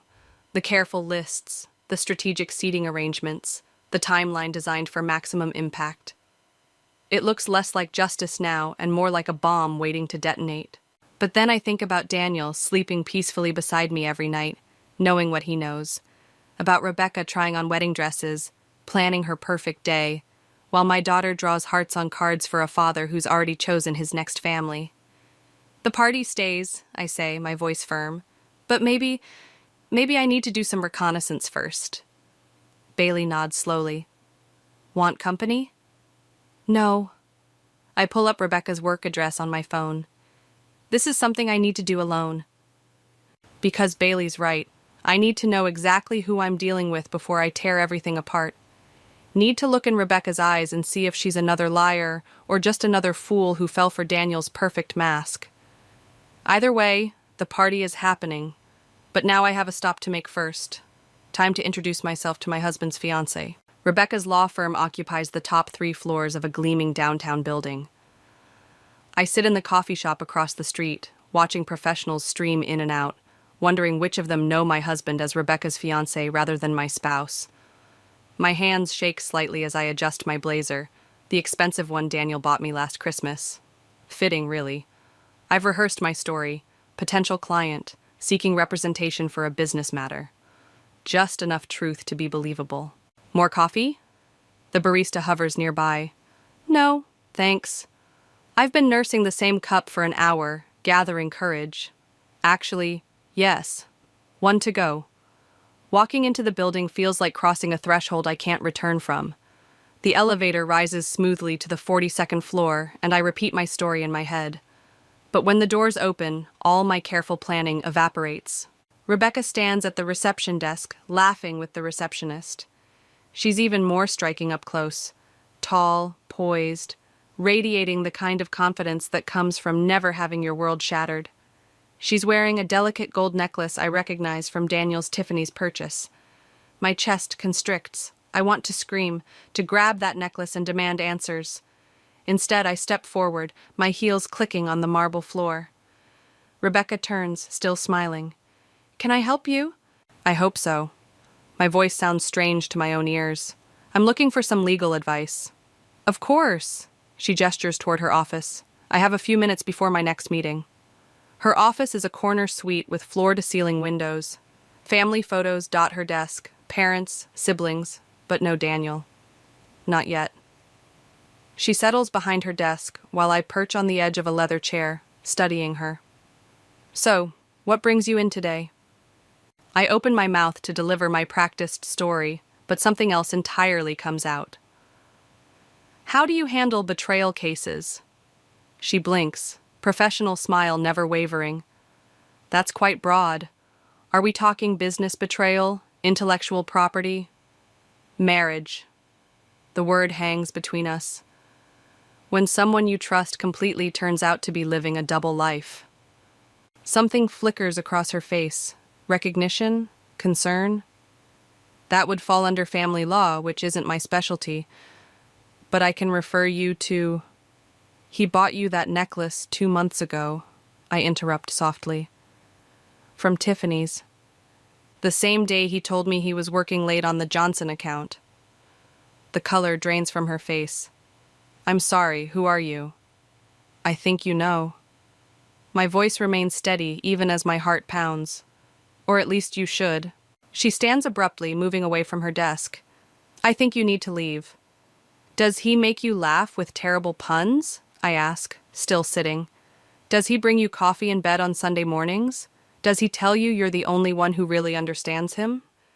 Security. She reaches for her phone, but her hand trembles. He's married. The words cut through the air like glass. He has a daughter. Her name is Lily. She's 8, and she still believes in fairy tales. Rebecca sinks back into her chair, face ashen. You're lying. I pull out my phone, scroll to a recent family photo. Lily between us at her school play. Daniel's arm around my waist. Am I? She stares at the image, then at me, then back at the photo. I see the moment reality hits her. It's the same shattering I felt in the car that day. I'm going to be sick, she whispers. Funny, that's exactly how I felt when I found your wedding invitations. She presses her hands to her face, shoulders shaking. I should feel triumphant, watching her perfect world crumble. Instead, I feel hollow. I didn't know, she says finally, voice raw. I swear to God, I didn't know. I believe you. The realization surprises me. That's what makes him so good at this, making everyone believe exactly what they need to. She looks up, mascara smeared. What are you going to do? I stand, smoothing my blazer. I'm throwing a party next month. You should come. A party? She laughs, slightly hysterical. Are you insane? Probably. I move toward the door, then pause. He likes his coffee with 2 sugars, no cream. He hates cilantro but pretends to like it at restaurants. And he always has a reasonable explanation for being late. She flinches at each detail. Why are you telling me this? Because you deserve to know exactly who you're dealing with. I meet her eyes, and because I'm not the only one who gets to decide what happens next. I leave her there, surrounded by her success and her shattered illusions. In the elevator, my phone buzzes. Daniel, of course. "Can't wait to see you tonight," his text reads. "Miss you." I wonder which of us he's texting that to. Maybe both, maybe neither. The party just got more complicated, but now I know. It's not just about revenge anymore, it's about truth. And Rebecca deserves that as much as I do. The party invitations arrive on a Tuesday. I watch Daniel open his over breakfast, his expression carefully neutral as he reads the elegant script. "Quite a guest list," he says, buttering his toast. "The Johnson team, half the neighborhood. Rebecca Ryan, the lawyer?" I pour more coffee, steady despite my racing heart. "Amy recommended her. Said she's new in town, might be good for networking." He sets the invitation down too carefully. "And you've met her?" Briefly. I smile, thinking of mascara-stained cheeks and shattered illusions. She seemed lovely. Lily bounces into the kitchen, backpack already on. "Is Rebecca coming to the party? She's so nice." Daniel's head snaps up. My coffee cup freezes halfway to my lips. "You've met Rebecca?" Daniel's voice is too casual. "At the ice cream shop yesterday." Lily grabs a banana from the fruit bowl. "She bought me a double scoop and said she loved my unicorn shirt." The silence stretches like taffy. I watch Daniel's face, seeing the calculations behind his eyes. Yesterday was his supposed late meeting. "That was nice of her," he manages. "She said she knows you from work," Lily continues innocently, "and that she had something really important to tell Mommy." Daniel's toast falls from his fingers. "Important? Lily, honey, you'll be late for school." I grab my keys, avoiding Daniel's stare. "Let's go." In the car, after dropping Lily off, I finally check my phone. 3 missed calls from Rebecca. A text. "We need to talk, please." I pull into a parking lot, hands shaking as I dial her number. She answers on the first ring. "I can't do this," she says immediately. "The party, the lies, any of it. I saw your daughter yesterday and she's real. This is all real." "Of course she's real." My voice comes out sharper than intended. "What did you think she was?" "I don't know," Rebecca's voice cracks. "Daniel said he was divorced, said you were his unstable ex who couldn't let go, said Lily was better off with limited contact. I believed him because I wanted to." My laugh sounds hollow even to me. "Unstable ex? That's creative." "I've called off the engagement," she pauses, "but I haven't told him why." Something shifts in my chest, hope or fear, I'm not sure which. "Why not?" "Because you're right, about the party, about everyone knowing the truth." She takes a shaky breath. "He needs to face what he's done, all of it." I grip the steering wheel, remembering Daniel's face when Lily mentioned Rebecca. He's starting to suspect something. "Good." Steele enters her voice. "Let him sweat." When I get home, Daniel's car is in the driveway. He's supposed to be at work. I find him in his home office, phone pressed to his ear. "Need to postpone the meeting," he's saying.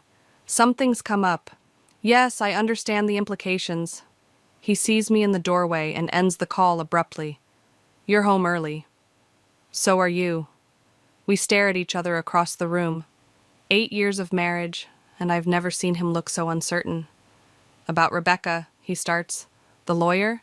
I keep my voice light. "What about her?" He runs a hand through his hair. "It seems odd, inviting a stranger to such a personal gathering." "Does it?" I move closer, noting how he tenses. "Because Amy says she's not a stranger to everyone." His phone buzzes. Probably Rebecca, declining the invitation we both know she won't decline. He doesn't check it. "Maggie," he says softly. "What's really going on?"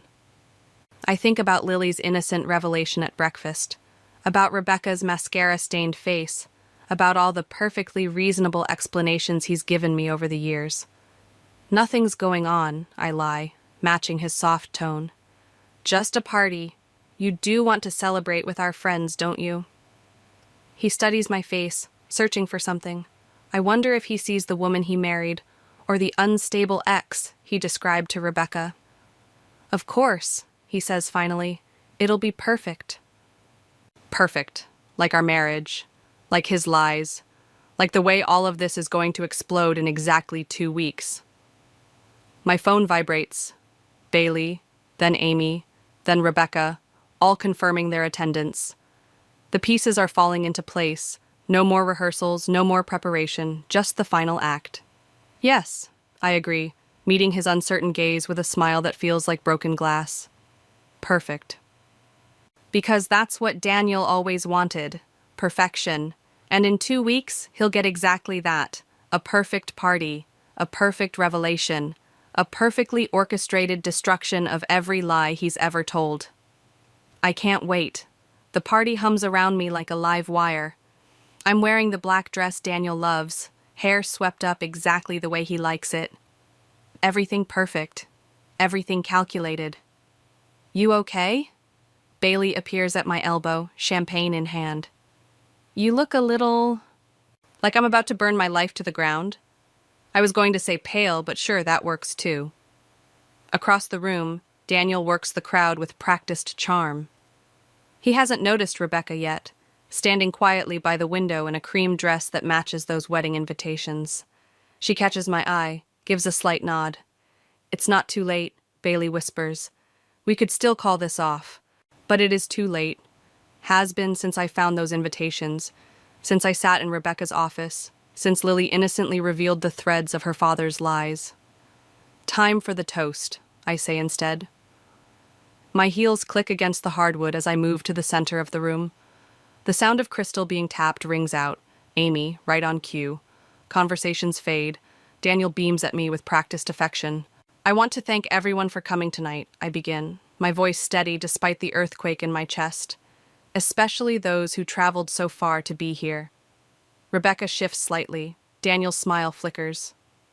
You know, when I was planning this party, I thought a lot about love, about trust, about the stories we tell ourselves about the people we share our lives with. The room has gone completely still.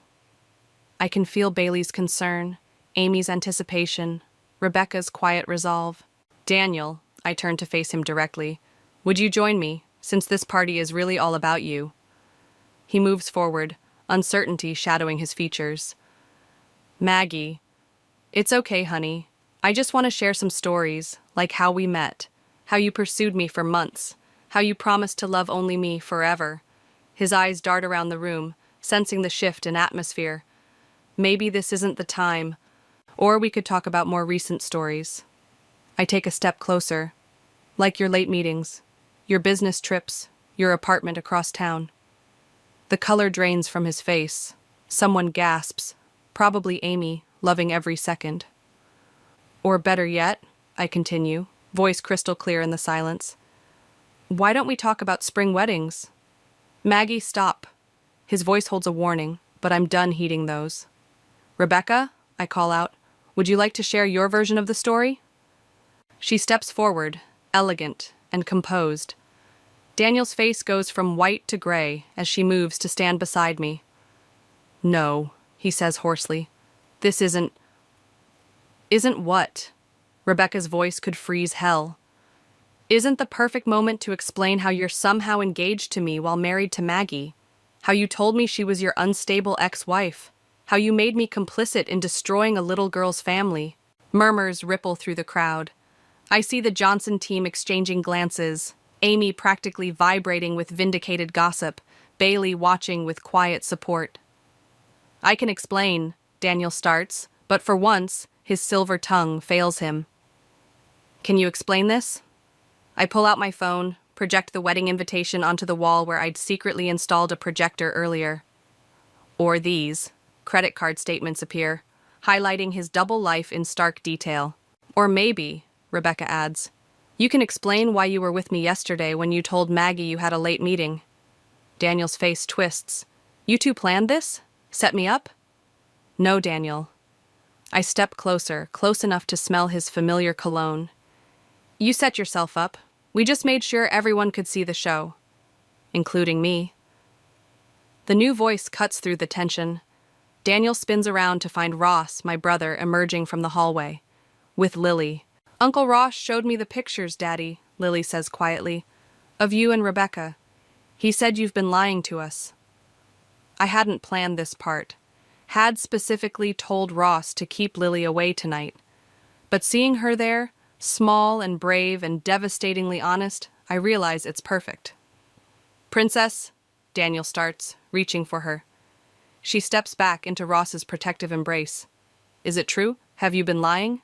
The mighty Daniel, master of explanations, stands speechless before his daughter's simple question. Yes, he finally whispers. Yes, I lied. The admission hangs in the air like shattered glass. I feel it cut through the last threads of our marriage, through the perfect facade he'd constructed, through every story he'd spun. Then I don't believe in you anymore, Lily says, with the brutal clarity of childhood. She turns to me, eyes wet but chin high.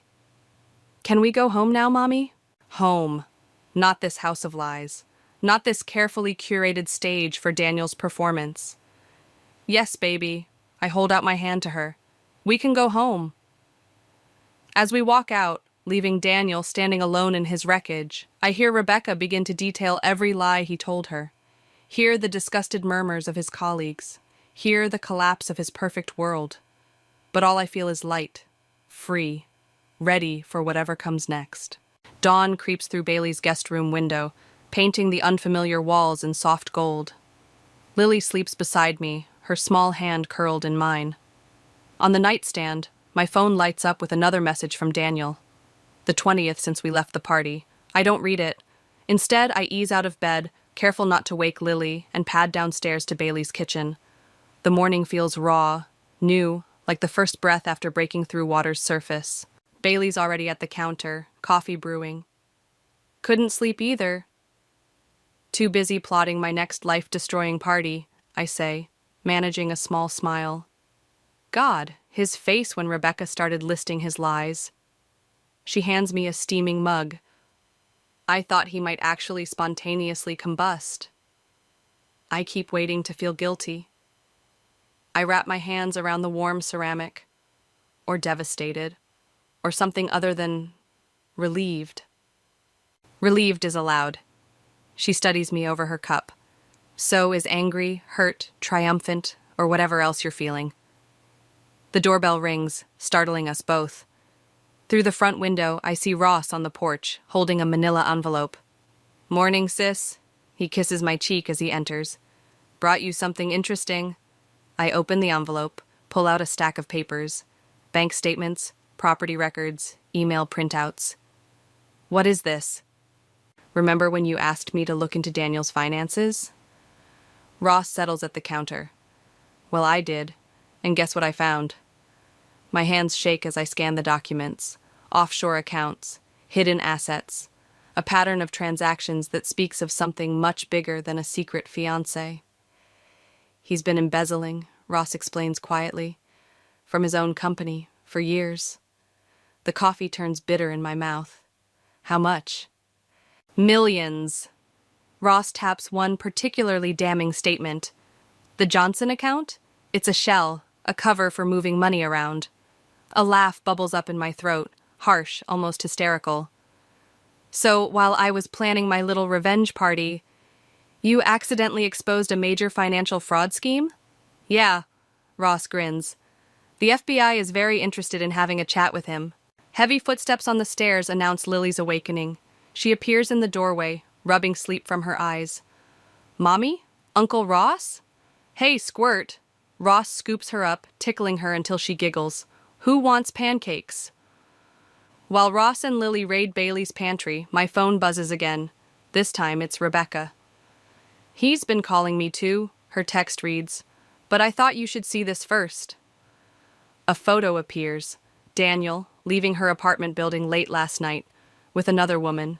Caught them in the elevator, Rebecca adds. Guess we weren't special enough to warrant exclusive lying rights. I should feel something. Anger, betrayal, vindication. Instead, I feel the last weight lift from my chest. The last question mark straighten into a period. You okay? Bailey asks softly. Through the kitchen window, I watch the sunrise paint the sky in brilliant oranges and pinks. Lily's laughter mingles with Ross's terrible dad jokes as they make a mess of Bailey's pristine kitchen. My phone lights up with another call from Daniel that I'll never answer. You know what? I say, turning to Bailey. I really am. Good. She hesitates. Because there's something else you should know. The publishing company I work for, they're very interested in your story. I blink. My story? A memoir about discovering your husband's double life and taking back your narrative, about helping another woman do the same. She pulls out a business card. If you're interested.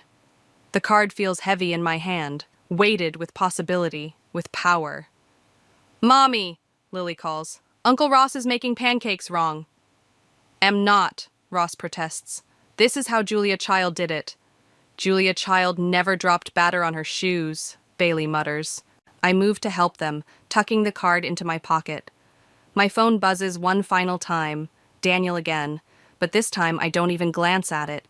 Because this isn't his story anymore. It's mine. Mine and Lily's and Rebecca's and every other person he tried to write into his fiction.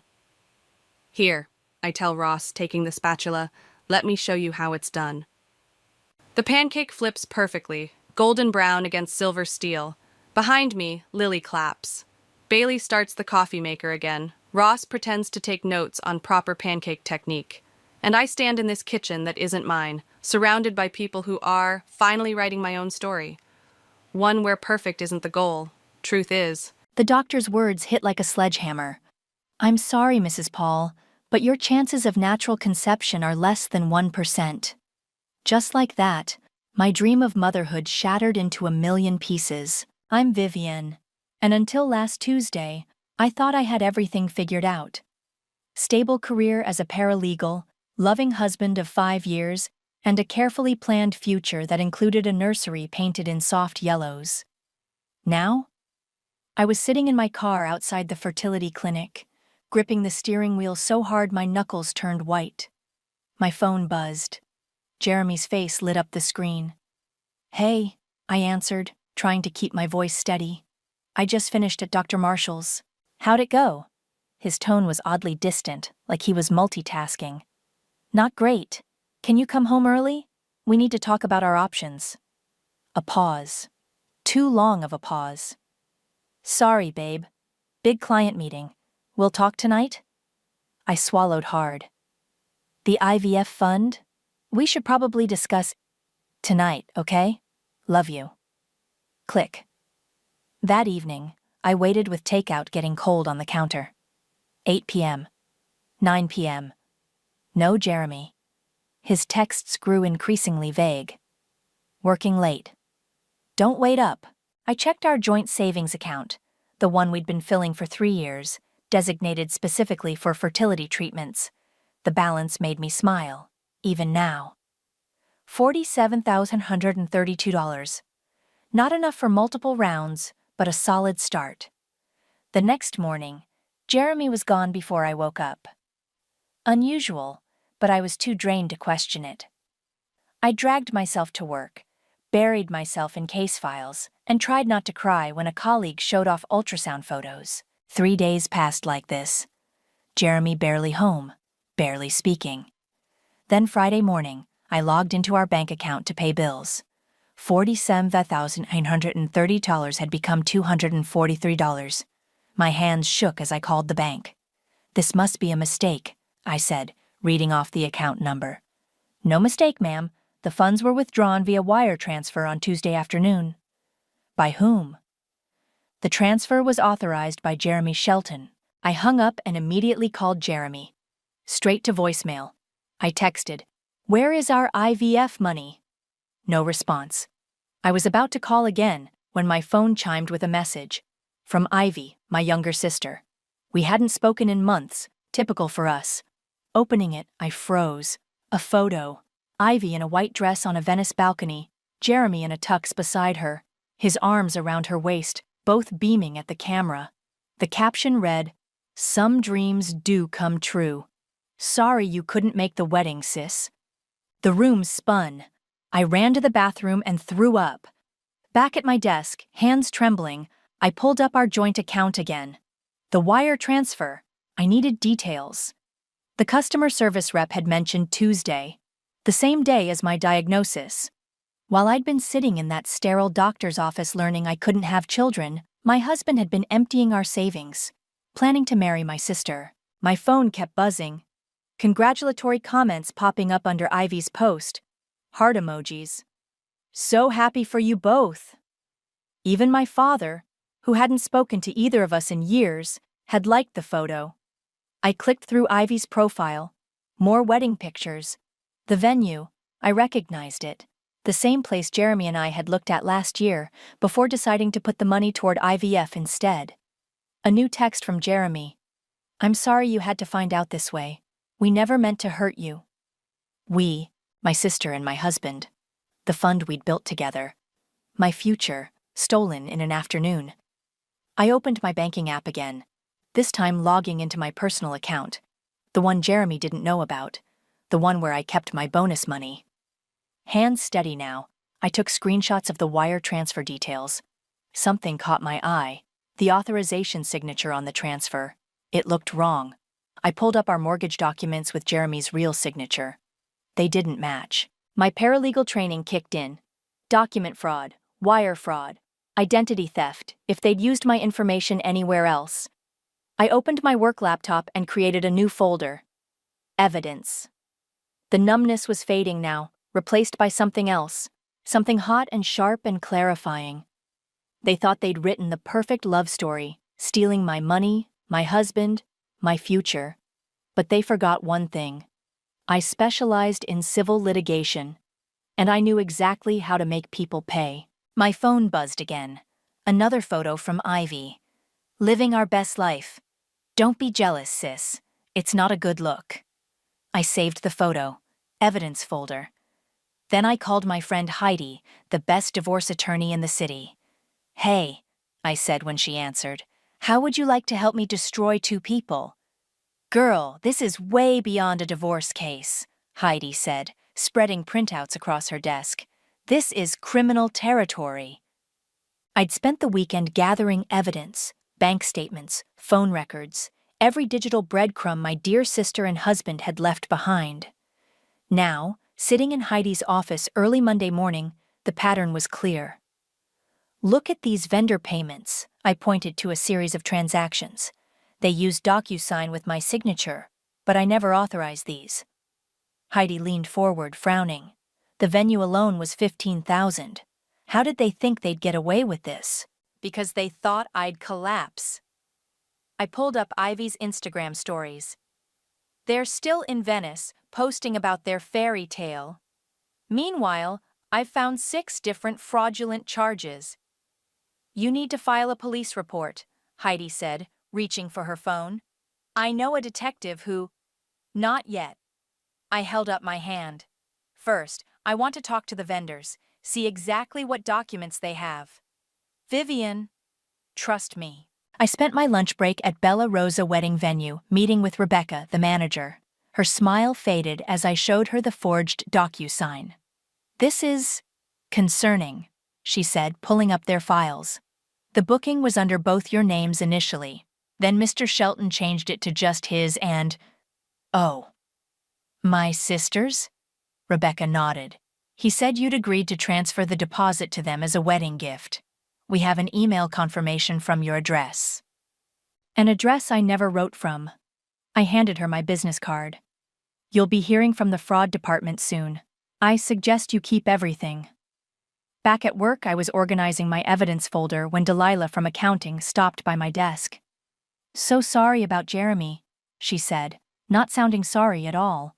I heard he left because he and my sister stole $50,000 and committed wire fraud? I smiled sweetly. Is that what you heard? Her mouth opened, then closed. No, I continued. Interesting, because I have proof of exactly that. Would you like to see the falsified documents? She scurried away. By afternoon, the office gossip had shifted from poor Jeremy to, did you hear about the theft? My phone buzzed. Another Instagram notification. Ivy posing in front of the Rialto Bridge. When you marry your soulmate, everything feels magical. I clicked through to the tagged vendors. The florist, the caterer, the photographer. Each one paid with my money, each contract bearing my forged signature. Time to make some calls, I muttered. By evening, 3 vendors had confirmed fraudulent payments. 2 more were reviewing their records. The wedding photographer already offered to send me all the raw files as evidence. My phone rang. Unknown number. Vivian? A man's voice. This is Detective Romero. Your friend Heidi called about potential fraud? I smiled. Perfect timing, Detective. I was just compiling evidence of identity theft. How much detail would you like? Start from the beginning. I did. The wire transfer, the forged signatures, the fake emails, the vendor contracts. And they're still in Italy? He asked. Posting every hour. Would you like their exact location? They're not very subtle with their geotags. He chuckled. Send everything to my email. We'll need statements from the vendors, too. Already arranged. They're not happy about being defrauded. After hanging up, I checked my email. A message from Rebecca at Bella Rosa. Found more documents. They used your credit card info for the final payment. Want the records? My evidence folder was growing by the minute. Another buzz. A text from my father. Ivy says you're threatening her. Stop being jealous and let them be happy. I screenshot it. Added it to the folder. Walking to my car that evening, I overheard Delilah on the phone. No, apparently he actually stole from her, like serious fraud. And her sister, can you believe?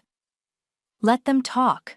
Let the story spread. At home, I opened my laptop one last time, logged into the joint email account Jeremy and I shared, the one he probably forgot about. There it was, confirmation emails for their honeymoon bookings, first-class flights, 5-star hotels, all paid with stolen money. My phone buzzed again. Ivy. Stop calling the vendors. You're embarrassing yourself. I smiled, thinking of the police report being filed, the fraud investigation beginning, the vendors reviewing their records. Oh, sister, I whispered, you have no idea what embarrassment feels like. But you will. I opened my evidence folder and created a new subfolder. Criminal charges. Then I started typing my official statement. They thought they'd written their perfect ending, but I was just getting started. My phone lit up. Heidi. Detective Romero wants to meet tomorrow. Ready to make this official? I texted back one word. Absolutely. Detective Romero spread the photos across his desk. They're not even trying to hide it, he said, pointing to Ivy's latest Instagram post, a selfie with Jeremy at a Venetian cafe, designer shopping bags visible in the background. Why would they? I replied. They think they're untouchable. Well, they thought wrong. He tapped his keyboard. The DA's office is very interested in the wire fraud angle, especially since it crosses state lines. A knock at the door interrupted us. A uniformed officer entered with a stack of papers. The subpoenas just came in from the courthouse. My phone buzzed. A text from Rebecca at Bella Rosa. You need to see this. She's trying to sell her wedding photos to a bridal magazine. I showed the detective. He shook his head. Evidence keeps piling up. Walking back to my car, another call came in. Unknown number. Vivian? A deep voice I hadn't heard in years. It's Dad. My steps faltered. What do you want?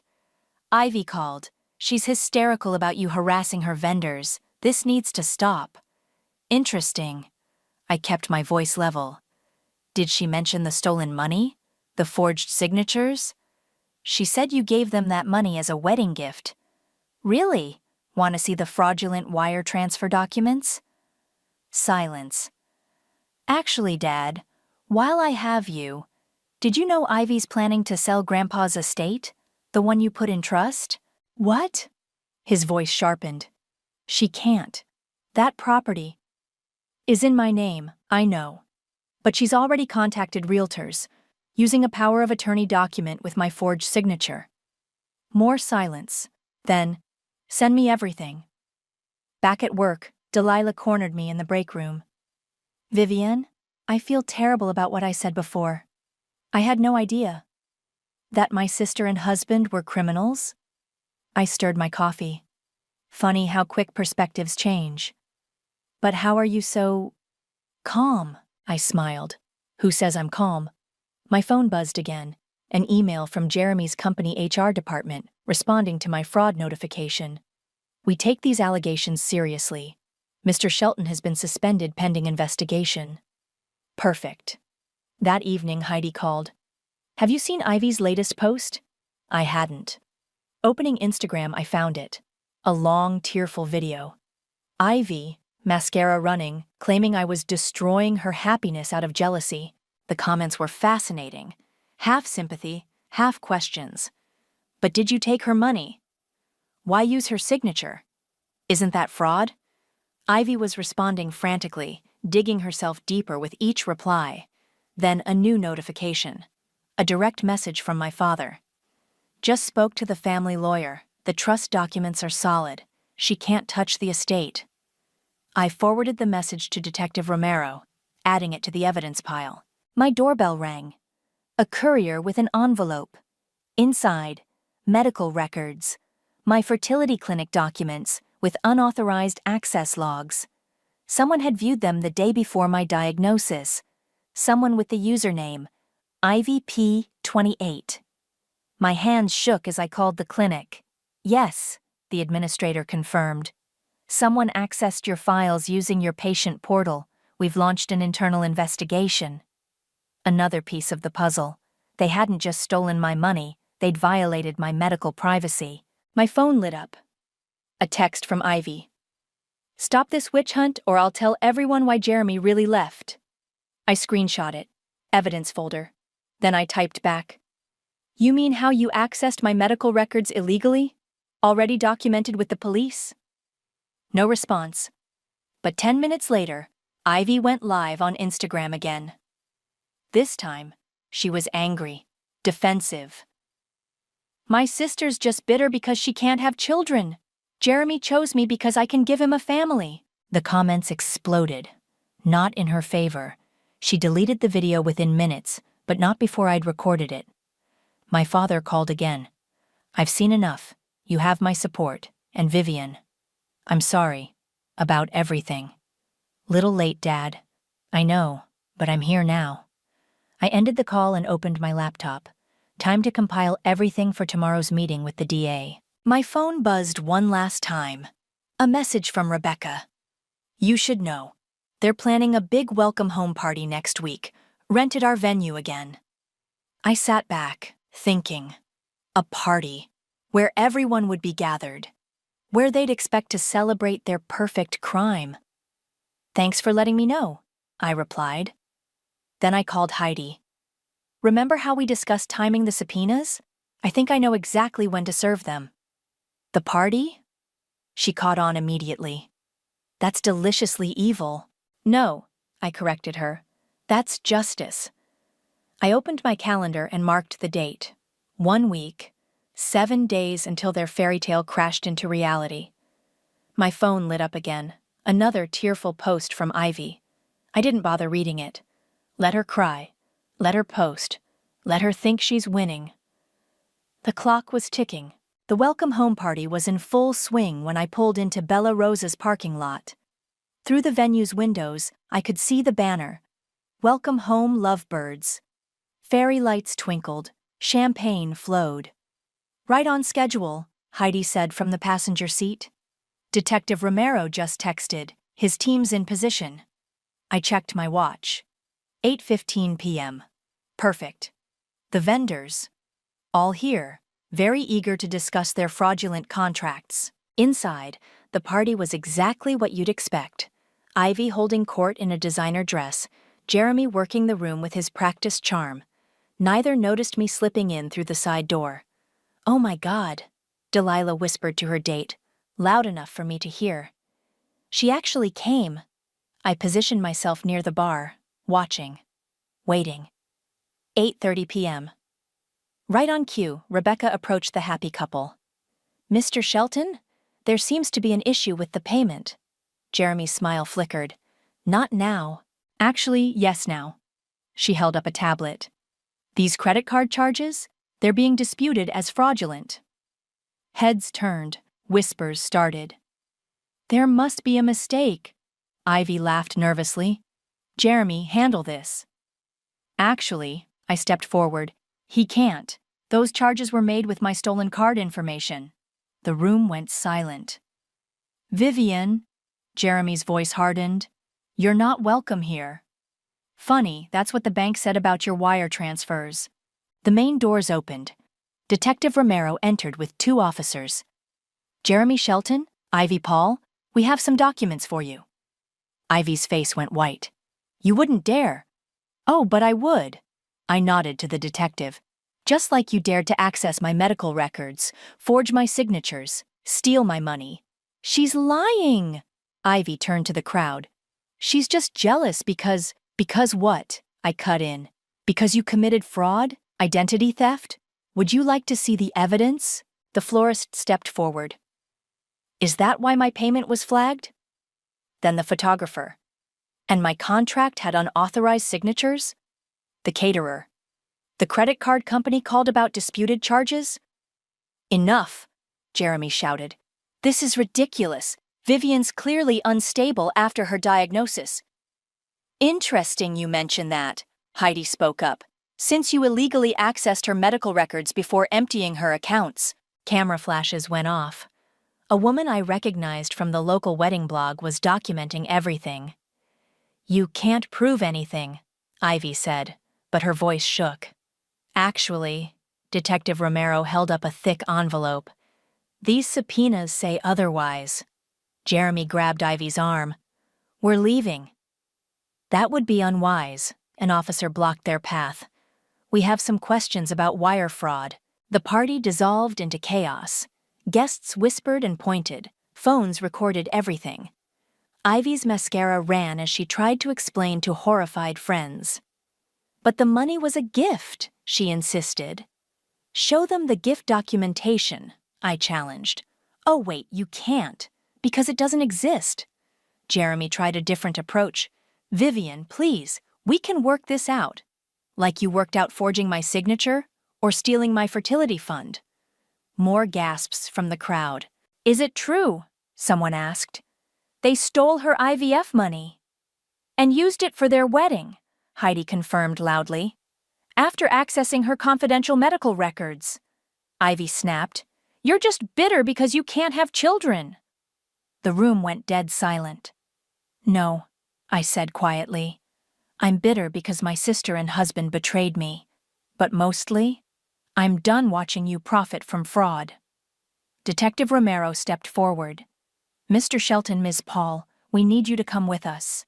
You can't do this, Ivy sobbed. It's our welcome home party. Consider it your goodbye party instead. As the officers led them out, the wedding blogger approached me. Would you like to tell your side of the story? I smiled. Actually, yes. I have quite a few documents you might find interesting. My phone buzzed. A text from my father. Just saw Ivy's live stream meltdown. You okay? Perfect, I typed back. Justice is being served. The venue emptied quickly, guests fleeing the scandal. Only Heidi remained, grinning. That, she said, was better than any court drama I've ever seen. I watched the last police car pull away, Ivy's tearful face visible in the window. The best part? I picked up an abandoned champagne glass. This is just the beginning. Wait until the DA sees everything else we've uncovered. To justice, Heidi clinked her glass against mine. To consequences, I corrected.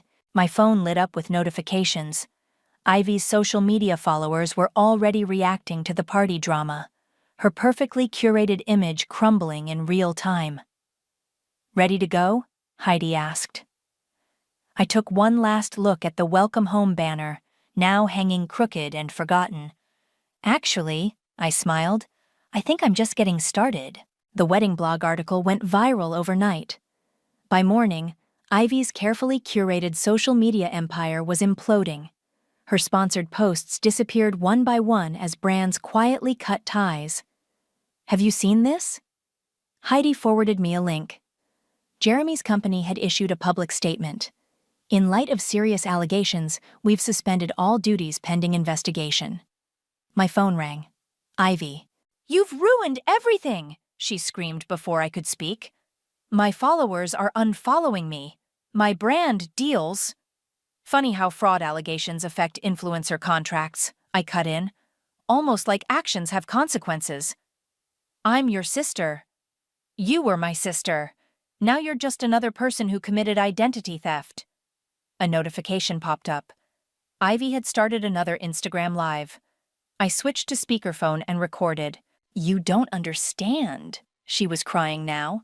Jeremy said he'd handle the money part. I just wanted… What? My husband, my savings, my life. You couldn't even give him children, she spat. I can. I'm all ready. She stopped abruptly. My hand tightened on the phone. You're pregnant. Silence. How long? 6 weeks, she whispered. I found out in Venice. I ended the call, opened my laptop, added this new information to the evidence file. My office door opened. Delilah stood there, looking uncomfortable. Your father's here. Dad looked older than I remembered, standing awkwardly by my desk. We need to talk about Ivy. Now you want to talk? After years of silence? I know I wasn't there. He sat heavily. After your mother left. Don't. Vivian, please. Ivy. She always blamed herself for the divorce. Said if she hadn't been born. So she punished me instead? She was jealous. You had everything together. The career, the marriage. And now she has my husband and my money. I pulled up the evidence folder. Want to see how they did it? He reviewed the document silently. Forged signatures, fraudulent transfers, the accessed medical records. Jesus, he muttered. And now she's pregnant? You heard? Her live stream. Half the internet heard. He rubbed his face. The estate she tried to sell? I never told her it was in your name. Your grandfather knew. He knew she was unstable. My phone buzzed. A message from Jeremy. We need to talk about the baby. Delete. Another notification. Ivy posting again. A tearful video confession. Yes, I knew about the money, she admitted on screen. Jeremy said Vivian owed him, that she'd frozen him out after the fertility news. I just wanted my happy ending. Save that, Heidi texted. Her admission of knowledge makes this even better for the DA. Dad watched the video, shaking his head. She's unraveling. Good. Vivian, don't ask me to forgive her. I'm not. He stood. I'm asking you to let me help make this right. My phone rang again. Detective Romero. The DA's moving forward, he said. But there's more. We found other fraudulent documents. Insurance claims, loan applications. Send everything, I replied. After he hung up, I checked social media again. Ivy's follower count was plummeting. Comments flooded her posts. Thief! How could you do that to your sister? Fraud. Jeremy's professional LinkedIn was gone. His company bio deleted. A new email arrived from Rebecca. They're trying to dispute the venue charges, called their credit card company claiming identity theft. Ironic, right? I forwarded it to Heidi. More evidence. Dad was still there, watching me. What happens now? Now? I pulled up the DA's filing documents. They face the music, criminal charges, civil lawsuits, public humiliation. And the baby? I paused. That's not my problem. My phone lit up. Ivy again. Please, I'm sorry, I never meant… Block. Another notification. The wedding blog had posted a follow-up article. Fairy tale wedding revealed as fraudulent nightmare. Dad read it over my shoulder. She always wanted what you had. And now she has nothing. He touched my shoulder briefly. Neither do you. No, I corrected him. I have something better. The truth. My phone buzzed one last time. Heidi. DA wants to meet tomorrow. Ready to finish this? I looked at my evidence folder, at Ivy's tearful confessions, at Jeremy's desperate messages. "Yes," I typed back. "It's time." Dad headed for the door, then turned. "For what it's worth, I'm proud of you. For fighting back." I didn't answer. Just watched him leave as another notification lit up my screen. Ivy's latest post. The full story. My side. Let her talk. Let her cry. Let her try to explain. The truth was already out there, spreading like wildfire, and it was only going to get hotter. The DA's office was cold and formal, exactly how I wanted this moment to feel. Jeremy sat across the conference table, his lawyer whispering urgently in his ear. Ivy wasn't here. Her morning sickness had become a convenient excuse to avoid difficult meetings. "Let's review the charges," the DA began, spreading documents across the table. Wire fraud, identity theft, multiple counts of document forgery. Jeremy's lawyer leaned forward. "My client is willing to discuss a plea arrangement." "I'm sure he is," Heidi replied coolly, "especially after what we found in the insurance files." Jeremy's head snapped up. "Oh?" I smiled. "Did you think we wouldn't find those too?" The DA pulled out another folder. "Mr. Shelton has been filing false insurance claims using Mrs. Paul's information for the past 2 years. The insurance company is very interested in discussing this." Jeremy's face went pale. "How many policies was it?" I asked innocently. 4? 5? 6, Detective Romero corrected, entering the room, including a life insurance policy taken out 3 months ago. The lawyer stopped whispering. My phone buzzed. A text from Rebecca. "Ivy's here at the venue, demanding a refund. Should I call security?" "Let her stay," I typed back. "The officers will want to speak with her anyway." The DA continued listing charges. Each one made Jeremy sink lower in his chair. His perfect con was unraveling thread by thread. "We're prepared to offer a deal," his lawyer tried again. "No deals," I cut in. "Full prosecution." "Vivian, please." Jeremy spoke for the first time. "Think about the baby." "Like you thought about my fertility fund?" He flinched. My phone lit up again. "Dad. Ivy's making scenes all over town, says she's being persecuted." "The trust fund," the DA continued, "the one Ms. Paul attempted to access fraudulently. We've frozen all attempts to transfer or sell those assets." Jeremy's lawyer was scribbling frantically now. "And the medical records breach," Heidi added. "The fertility clinic is pursuing separate charges." "This is insane," Jeremy burst out. "It was just money. We were going to pay it back."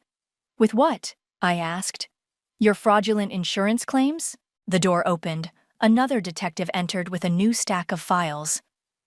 "Sir," he addressed Romero, "we found more policies, different companies, same fraud pattern." Jeremy's lawyer stopped writing. My phone buzzed continuously now. Messages poured in. "Rebecca. Ivy's crying to anyone who'll listen about being set up." "Dad. She tried to access the estate again. Lawyers blocked it." "Heidi. Insurance investigators want to meet tomorrow." The DA stood. "Mr. Shelton, given the extent of the fraud, we're revoking your bail privileges." "What? No, you can't." 2 officers entered. "Jeremy Shelton, you're under arrest for multiple counts of insurance fraud, wire fraud, and identity theft." As they led him out, he looked back at me. "I never meant for this to happen." "Yes, you did," I replied. "You just meant to get away with it." My phone rang. "Ivy." "They're arresting Jeremy," she screamed. "What did you do?" "I didn't do anything. Your husband's insurance fraud did this." "Insurance what?" "Oh," I said sweetly. "He didn't tell you about that part? Check your email. I sent you copies." She hung up. The DA gathered his files. "We'll proceed with Ms. Paul's charges next week, though with her condition, no special treatment," I said firmly. She made her choices. Outside the office, Heidi hugged me. "How does it feel?" "Like justice." My phone buzzed again. A news alert. "Local insurance broker arrested in major fraud investigation." Then another notification. Ivy had gone live again, but but this time she was raging at Jeremy. "You did what with insurance policies? While I'm carrying your child?" "Send that to the DA," Heidi advised. "Her public meltdown helps our case." A text from Dad. "Ivy's threatening to leave town." "She can't," I replied. "Court orders. No travel." I watched another notification pop up. Jeremy's company announcing his termination, his insurance license revoked, his assets frozen. "Ready for phase 2? Heidi asked. I nodded. "Civil suits, every vendor, every fraudulent charge. They'll be paying this back for decades." My phone lit up one last time. A message from Detective Romero.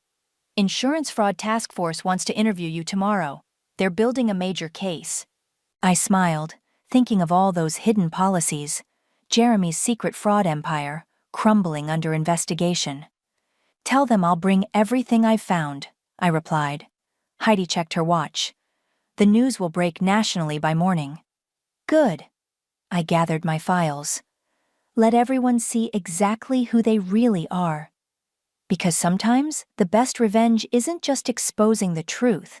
It's watching that truth destroy everything they built with lies. The mediation room felt smaller than I expected. Ivy sat across the table, her designer clothes replaced by a plain maternity dress. No makeup, no filters, no Instagram-perfect facade. "This meeting is required by the court," the mediator explained. "Before we proceed with criminal charges, we're offering one chance to discuss restitution." Ivy wouldn't look at me. 3 months of public humiliation had stripped away her confidence. Jeremy's insurance fraud scandal had destroyed any sympathy she might have gotten. "Where's Jeremy?" I asked, though I knew. "Still in custody," her lawyer answered. "The insurance companies found 13 more fraudulent policies." Ivy flinched. "Let's address the immediate matters," the mediator continued. "The stolen funds, forged documents, and medical privacy breach." "I didn't know about the insurance stuff," Ivy burst out. "I swear, Vivienne, he never told me." "Like you never told me you were accessing my medical records?" She looked down at her swollen belly. 6 months pregnant now. "Why?" I asked. "Just, why?" "Because you had everything." She finally met my eyes. The perfect job, the perfect husband, the perfect plan. Even when you couldn't have kids, you still had Jeremy's love. And I was just the screw-up sister. "So you stole my life?" "I stole your husband," she corrected. "The money was his idea." My lawyer opened a folder. "We have evidence suggesting otherwise. Your text messages planning the wire transfer?" Ivy's lawyer shifted uncomfortably. "The forged signatures on vendor contracts?" I continued. "That was your handwriting, Ivy. I grew up with it." "I was desperate," tears started. "Right on schedule. Jeremy said we deserved—" "Save the performance," I cut in. "Your crying videos don't work anymore." The mediator cleared his throat. "Ms. Paul, your sister's legal team has prepared a restitution proposal." Ivy's lawyer reviewed the document. His face tightened. "This would bankrupt her." "Fraud usually does," my lawyer replied. "I'm having a baby," Ivy protested. "I can't pay this." "Should have thought about that before stealing $50,000. She tried another angle. "Dad said he'd help." "Dad can't access the trust fund either," I reminded her. "Remember? The one you tried to sell illegally?" More tears. "You're enjoying this, aren't you? Destroying my life?" "No." I leaned forward. "I'm enjoying justice. I'm your sister." "You were my sister," I corrected. "Then you became a thief who accessed my private medical records to steal my husband." The mediator intervened. "Perhaps we should take a break." "No." I pulled out my phone, pulled up her Instagram post from that day in Venice. "Some dreams do come true," I read. "Remember sending that? Right after stealing my fertility fund?" She looked away. "You didn't just take my money, Ivy. You took my trust, my future, my chance at—" I stopped, breathed. "You took everything and turned it into a social media spectacle." "I'm sorry," she whispered. "No, You're sorry you got caught. Her lawyer tried again. Given her condition, perhaps a payment plan. No deals. I stood up. Full restitution, full prosecution. She can explain to her baby why mommy has a fraud conviction. Vivian, please. Ivy grabbed my arm. Did you ever love me at all? I looked at her hand, at her chipped nail polish, at the sister I'd grown up with, fought with, loved despite everything. Yes, I said quietly. Enough to never forgive you. I pulled free and walked to the door. The DA's office will be in touch about court dates, my lawyer added. I suggest you cooperate fully. In the hallway, Heidi waited. How'd it go? Exactly as expected. Tears, excuses, pregnancy card? My phone buzzed. A news alert. Insurance fraud investigation expands. Multiple states involved. Then a text from Dad. Ivy called. Said you're being cruel. Send him the restitution proposal, I told Heidi. Let him see exactly what his precious baby girl stole. Another buzz? Detective Romero. Jeremy's talking, naming names. Your sister might want to reconsider that plea deal. I smiled. Forward that to her lawyer. Heidi touched my arm. You okay? I watched through the window as Ivy sobbed to her attorney, the mediator packing up files, the last act of a drama she'd scripted but couldn't control. You know what? I said. I actually am. My phone lit up one final time. A message from Rebecca at the venue. You should see this. Someone made a documentary about wedding fraud. They want to interview you. Perfect, I replied. Because some stories deserve to be told, especially the ones that end with justice instead of fairy tales.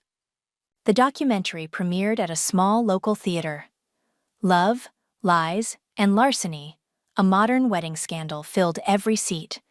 I watched from the back as my story unfolded on screen, alongside other victims of wedding fraud. You didn't have to come, Heidi whispered beside me. Yes, I did.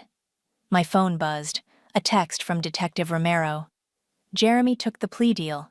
15 years. Another message followed. Insurance companies found 37 fraudulent policies total. He'll never work in finance again. On screen, Rebecca from Bella Rosa described discovering the forged documents. The caterer detailed the stolen payments, each vendor adding another piece to the puzzle of betrayal. Then, my interview played.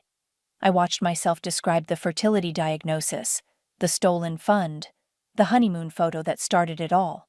Some dreams do come true, I quoted Ivy's caption. That's what my sister wrote after stealing my life savings. The audience murmured. My phone lit up again. Dad. Ivy's moving back in with your mother. The baby's due next week. Delete. The documentary ended with Jeremy's arrest footage and Ivy's social media meltdown. The lights came up. The director invited me to the stage. Questions? She asked the audience. Hands shot up. How did you stay so focused during everything? I gripped the microphone. Because justice matters more than revenge. Did you ever consider forgiveness? Some things aren't meant to be forgiven. Some lessons need to be learned the hard way. More questions, more answers. Then, what are you doing with the restitution money? I smiled. Starting a fund for other women facing fertility challenges, because sometimes the best response to cruelty is kindness to strangers. Afterward, in the lobby, a woman approached me. I read your story online. It helped me leave my cheating husband before he could steal my savings. Then another. Your evidence-gathering techniques helped me prove insurance fraud at my company. And another. I was afraid to stand up to my sister's theft. You showed me how. My phone buzzed. A message from Rebecca. You should see this. Ivy's baby shower registry is full of comments about the fraud case. Delete. Ready? Heidi appeared with our coats. Outside, a reporter waited. Any comment on your sister's upcoming birth? No comment, but I have something better. Proof of 3 more fraudulent insurance policies we discovered yesterday. My phone lit up. The documentary was trending online. Comments poured in. Finally, a story about consequences. This is what real strength looks like. Justice served perfectly. A text from Dad. Your mother wants to arrange a meeting. No, I typed back. Some bridges stay burned. Heidi linked her arm through mine. The Fertility Support Fund launches next week. 10 applications already. Good. I checked my notifications. The documentary hashtag was spreading. More stories emerging. More women speaking up. Ms. Paul, another reporter. Any response to your sister's public apology? Actions speak louder than Instagram posts, I replied. My phone buzzed again. An email from the fertility clinic. Your story inspired us. We're offering discounted IVF to fraud victims. I forwarded it to Heidi. Add this to the resource list. Walking to the car, I saw my reflection in a store window. Still standing, still strong, still me. You know what the best revenge is? Heidi asked. Living well? No. She grinned. Making sure their fairy tale becomes everyone else's warning story. My phone lit up one last time. A message from Detective Romero. Jeremy's singing like a bird. More arrests coming. You started something bigger than you know. I smiled, thinking of all the evidence folders, all the paper trails, all the truth finally exposed. Ready to go home? Heidi asked. Almost. I pulled up my notes app, started typing. To everyone who asked why I fought so hard, here's your answer. Some people write fairy tales, others expose them. This is a story about justice, not revenge. About standing up, not breaking down. About truth, not happy endings. They planned a perfect love story with stolen pages. I rewrote the ending. And this time, justice was the happily ever after. Post. Now I'm ready, I said. Because sometimes the best endings aren't about forgiveness or revenge. They're about showing others how to fight back, how to stand up, how to rewrite their own endings, one truth at a time. You always said I was just a housewife. That was your first mistake. I wasn't supposed to be home until tomorrow evening. The Women's Business Symposium in Chicago had 2 more sessions scheduled, but something in my gut told me to take an earlier flight. 16 years of marriage teaches you to trust those instincts. The penthouse was quiet when I entered, but not empty quiet. It was guilty quiet. A woman's designer handbag sat on the marble entrance table, not mine. A trail of clothing led to our bedroom. His tie, her blouse, his shirt. I didn't rush. I didn't make a sound. I just followed the breadcrumbs of betrayal down our hallway. My name is Virginia, and this was the moment I'd been waiting for. The bedroom door was slightly ajar. Their moans carried through the gap, accompanied by the rhythmic creaking of our $12,000 handcrafted bed, the one Aaron insisted we needed to reflect our status. I pushed the door open. Oh my God! Cassandra scrambled to cover herself with our Egyptian cotton sheets. Her perfectly highlighted hair was a mess, her red lipstick smeared. Aaron didn't even bother moving.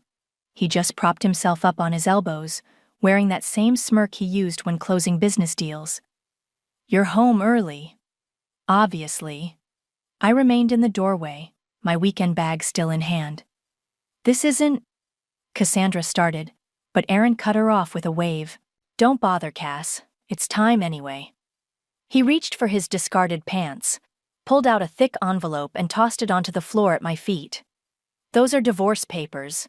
My lawyer drew them up last week. I picked up the envelope. Last week? Let's not pretend you didn't see this coming, Virginia. He stood up, naked and unashamed. The company's growing. We need younger energy, fresh perspectives. Cassandra understands my vision. I'm sure she understands lots of things. I've been generous in the settlement, he continued, pulling on his pants. The apartment in Brooklyn, a fair monthly allowance. You'll be comfortable. The company shares? I asked quietly. He laughed. You can't be serious? You're just a housewife. What do you know about running a luxury real estate empire? I built this company.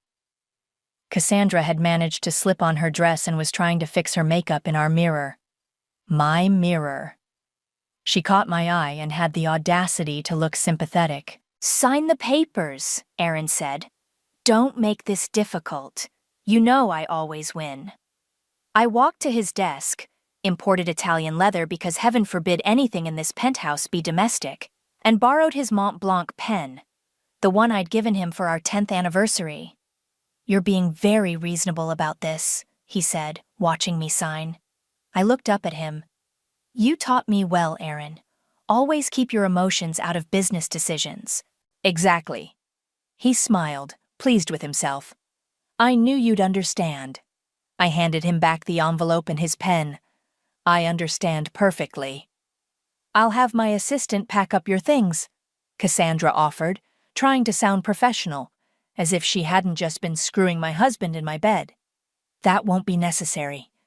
I picked up my weekend bag. "I have everything I need." Aaron was already on his phone, probably texting his lawyer. "The board meeting is on Thursday. We'll announce the changes then." "Changes?" I asked. "Your resignation from the board, of course. Can't have my ex-wife hanging around, making things awkward." He didn't even look up from his screen. "Cassandra will be taking your seat." "Of course she will." I walked to the door, then turned back. "Aaron?" "You'll get exactly what you deserve." He finally looked up, confusion flickering across his face. But I was already walking away, my heels clicking against the marble floors he'd insisted on installing last year. In the elevator, I pulled out my phone and sent 2 texts. To Nicholas. "It's time. Execute everything as planned." To Natalia. "The bastard took the bait. Meeting tomorrow?" The responses came immediately. "Documents ready. He won't know what hit him." "Bringing champagne. Your place or mine?" I smiled as the elevator doors opened to the lobby. The doorman tipped his hat, concern in his eyes. "Everything all right, Mrs. Stevenson?" "Better than all right, George." I handed him a generous tip. "But you might want to update your records. It's Ms. Meyer now." The autumn air hit my face as I stepped onto Park Avenue. Behind me, 40 stories up, my husband thought he'd just won everything. That was his second mistake. "Daddy never trusted women with money," I told Natalia as we sat in her private office, 24 hours after I'd caught Aaron with his assistant. "That's why he left everything in a blind trust." She poured more champagne into my glass. "And that's exactly why you're about to own your husband's company." I pulled out the latest ownership documents Nicholas had couriered over. "Sign here," I said, sliding them across her desk, "as the final witness." "You know," Natalia said, signing with a flourish, "when you first came to me 5 years ago asking about shell companies and anonymous stock purchases, I thought you were paranoid. You weren't wrong." I took a long sip. I just didn't know which betrayal would come first. The memory of that initial meeting with my father's estate lawyer flooded back. I was 28, newly married, and furious.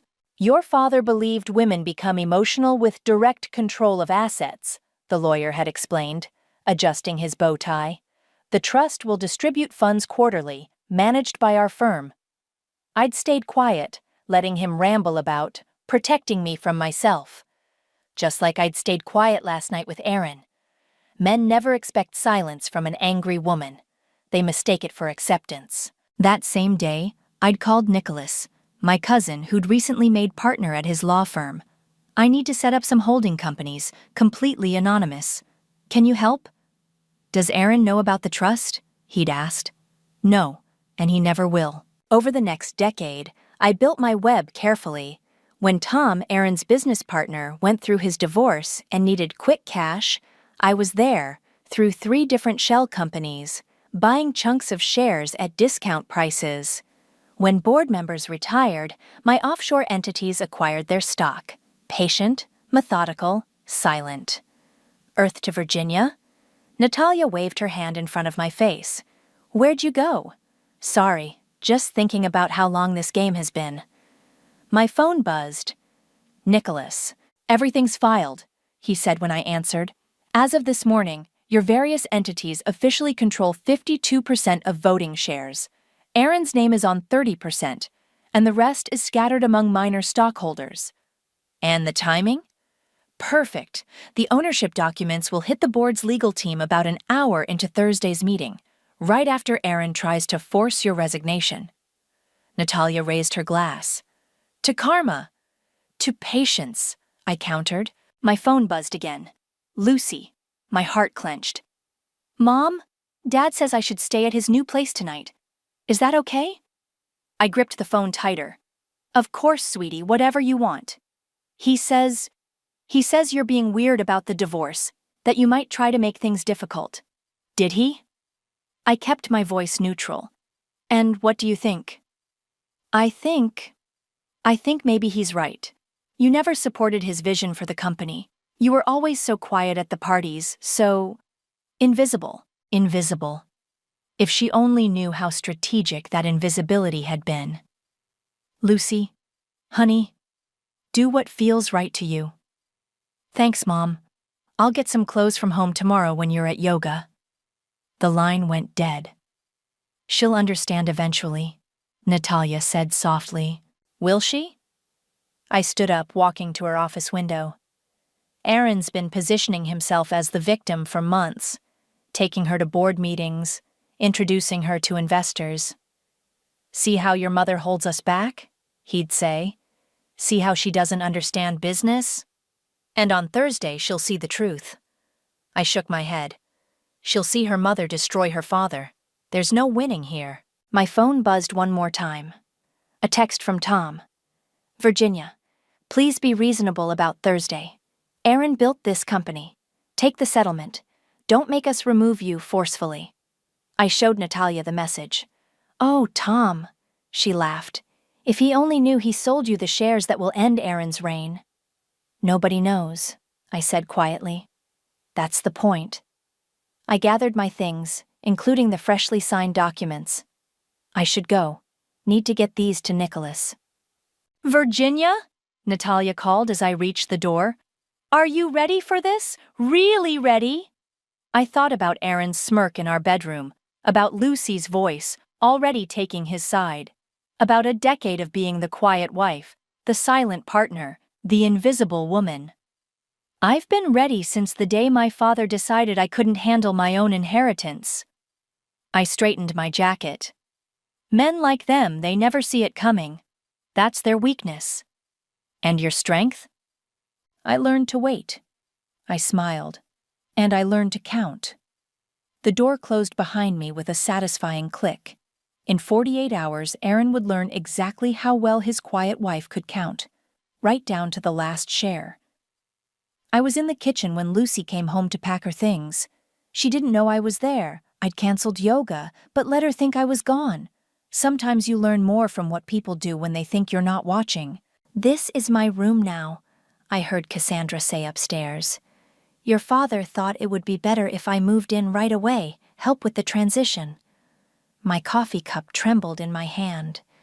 That woman was in my house, helping my daughter pack. It's so much nicer than my old apartment, Cassandra continued. Your mom has great taste, I'll give her that. Though some of these curtains need updating. Mom never really cared about decorating, Lucy replied. Dad always said she was too practical. Well, that's going to change. Wait until you see what I have planned for the living room. I set my cup down silently and moved closer to the stairs. Did she really just give up? Lucy asked. When Dad told her about the divorce? Some women know when they're outmatched, Cassandra said. No offense, but your mom's not exactly corporate material. The board meetings were always so awkward with her there. I noticed that too, she barely spoke. Your father needs someone who understands his vision, who can be a real partner, in business and in life. The sound of my closet doors sliding open made me flinch. These designer pieces are wasted on her, Cassandra said. Mind if I keep some? We're about the same size. I guess they're Dad's to give away now, right? I pressed my hand against my mouth to keep from screaming. My daughter was helping this woman divide up my life like a yard sale. Exactly. The settlement your mom signed gives him everything business-related, including assets purchased with company money. Cassandra's voice dripped with satisfaction. Which, let's be honest, is everything in this penthouse. My phone vibrated. A text from Natalia. Final verification complete. You now officially own 52% through the trusts. Ready for tomorrow? I typed back. Listening to my replacement raid my closet, more ready than ever. Lucy, Cassandra called out. Your father's sending a car in 20 minutes. We should hurry. Coming! Just grabbing my laptop. I heard footsteps approaching the stairs and quickly slipped into the pantry, leaving the door cracked. Lucy passed by, then stopped. She turned back toward my kitchen, her eyes scanning the space. For a moment, she looked so young, so uncertain. Then Cassandra called again, and the moment passed. Did you check your mom's jewelry box? Cassandra asked when Lucy reached the top of the stairs. Dad said not to touch that stuff yet. Legal reasons. Smart man. Always thinking ahead. The next 15 minutes were torture, listening to them pack, laugh, make plans for redecorating my home. Finally, I heard the elevator chime. Miss Lucy, the car is here, George, our doorman, announced over the intercom. Coming, Lucy called back. Just need to set the alarm. I waited until I heard the elevator doors close before emerging from the pantry. My hands were shaking as I pulled out my phone and dialed Natalia. I need a drink, I said when she answered. On my way. What happened? Cassandra's already moved in. She's helping Lucy pack. I swallowed hard. They're going through my things like I'm already gone. Perfect, Natalia said. Perfect. My daughter is choosing them over me. No, it's perfect because they're overconfident. Aaron's showing his hand too early. Did they take anything important? I walked upstairs to check my closet. Some clothes. They talked about jewelry, but Lucy said Aaron warned them off. Because he knows the jewelry predates the marriage. Harder to claim as company assets. Natalia paused. How are you holding up? I looked at my reflection in the bedroom mirror. I'm angry. Angrier than I've ever been. Good. Channel it. Tomorrow's the performance of your life. She thinks I'm weak, Natalia. My own daughter thinks I'm some pathetic corporate wife who couldn't keep up with her father. Let her think that, for now. I walked to Lucy's room, where scattered clothes and memories lay abandoned in her haste to start her new life. What if... I picked up her childhood teddy bear, left behind as too childish for her new sophisticated life. What if she never forgives me for what I'm about to do to her father? Then she'll have learned the same lesson you did, that appearances deceive, and the quiet ones are often the most dangerous. I set the bear on Lucy's pillow. Tomorrow, then. Tomorrow, Natalia agreed. And Virginia? Wear that white Hugo Boss suit. The one Aaron hates? Exactly. Let's show them what corporate material really looks like. I smiled, closing Lucy's door. Bring tequila when you come over. We have a war to plan. The pre-meeting was exactly what I expected. A room full of men trying to let me down gently. Tom paced the conference room while Leighton, the board chairman, sat at the head of the table looking concerned. Virginia, we value your contributions, Leighton said, straightening his tie. But the board feels it's best if you step down voluntarily. I sat quietly, hands folded in my lap, wearing the white suit that made Aaron's jaw clench. Aaron's prepared to be generous, Tom added. Very generous. How generous? I asked softly. Full ownership of the Brooklyn property, a seat on our charitable foundation board, and a significant cash settlement. Tom slid a document across the table. Plus a monthly stipend that would make most divorcees envious. I glanced at the number and fought back a smile. It was less than what I spent on coffee each month. And my board seat? Leighton cleared his throat. Well, about that. Given the circumstances. The door burst open. Aaron strode in, Cassandra trailing behind with her tablet.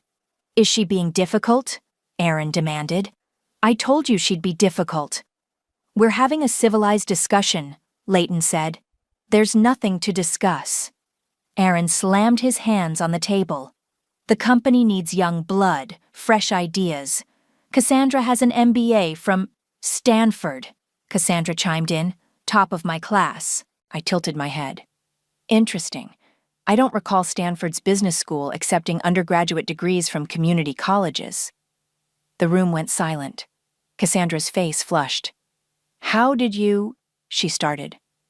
Board members get access to all employee files, I said quietly, even executive assistants. That's enough, Aaron snapped. Your petty attempts to undermine my choices. Your choices? I interrupted. Like the choice to misstate earnings on the Jensen development? Tom's head whipped around. What's she talking about, Aaron? Nothing. She's being hysterical. Aaron straightened his jacket. This is exactly why we need her gone. Women let emotions cloud their judgment. I stood slowly. Leighton, before tomorrow's meeting, you might want to review the Q3 financials, particularly the offshore holding account transfers. Sit down, Aaron hissed. Make me. He took a step toward me, then caught himself. But everyone had seen it. That flash of rage, that moment of lost control. Mrs. Stevenson, Leighton said carefully, are you suggesting there are irregularities in our financials? I'm not suggesting anything. I picked up my purse. I'm simply advising our board chairman to do his due diligence. Isn't that what good corporate governance requires? You vindictive bitch, Cassandra whispered. Language, dear. It's unbecoming of a future executive. I turned to leave, then paused. Oh, and Aaron, the Jensen development papers are no longer in the safe at home, just in case you were thinking of doing some late-night cleanup. The color drained from his face. Tom grabbed Aaron's arm. What papers? What did you do? I left them arguing, their voices carrying down the hallway. My phone buzzed as I reached the elevator. How'd it go? Nicholas asked. Exactly as expected. Aaron lost his temper, Cassandra showed her inexperience, and I dropped the Jensen hint. Did they take the bait? Tom looked ready to vomit. Leighton's probably calling our auditors right now. Perfect timing. The ownership documents will hit the legal department in 12 hours. By then, they'll be too busy with damage control to see it coming. The elevator opened. Lucy stood inside, tears in her eyes. Mom? My heart stopped. Lucy, how long have you been... Long enough. She stepped out as I stepped in. Dad said you were trying to destroy him. I didn't believe... Lucy, wait. But she was already walking away, pulling out her phone, probably to warn her father. I let the elevator doors close and pressed the lobby button. My hands were shaking as I texted Natalia. Lucy overheard everything. She's warning him. The response came quickly. Doesn't matter. Let him scramble. The papers are filed. The shares are yours. All he can do now is watch it burn. Another text from Nicholas. Everything's still set for 9 a.m.? Yes, I replied. Tell security to be ready. Aaron won't take this quietly. The elevator reached the lobby. As I walked out, I heard Tom's voice echo from the stairwell. Aaron, get back here. What else are you hiding? I smiled at the security guard. Jack, tomorrow morning's meeting might get loud. Be prepared.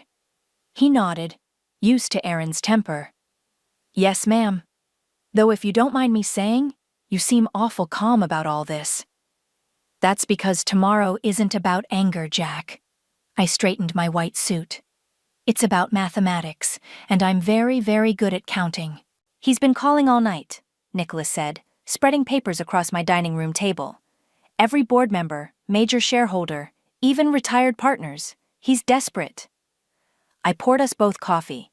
It was 6 a.m., 3 hours before the board meeting that would change everything.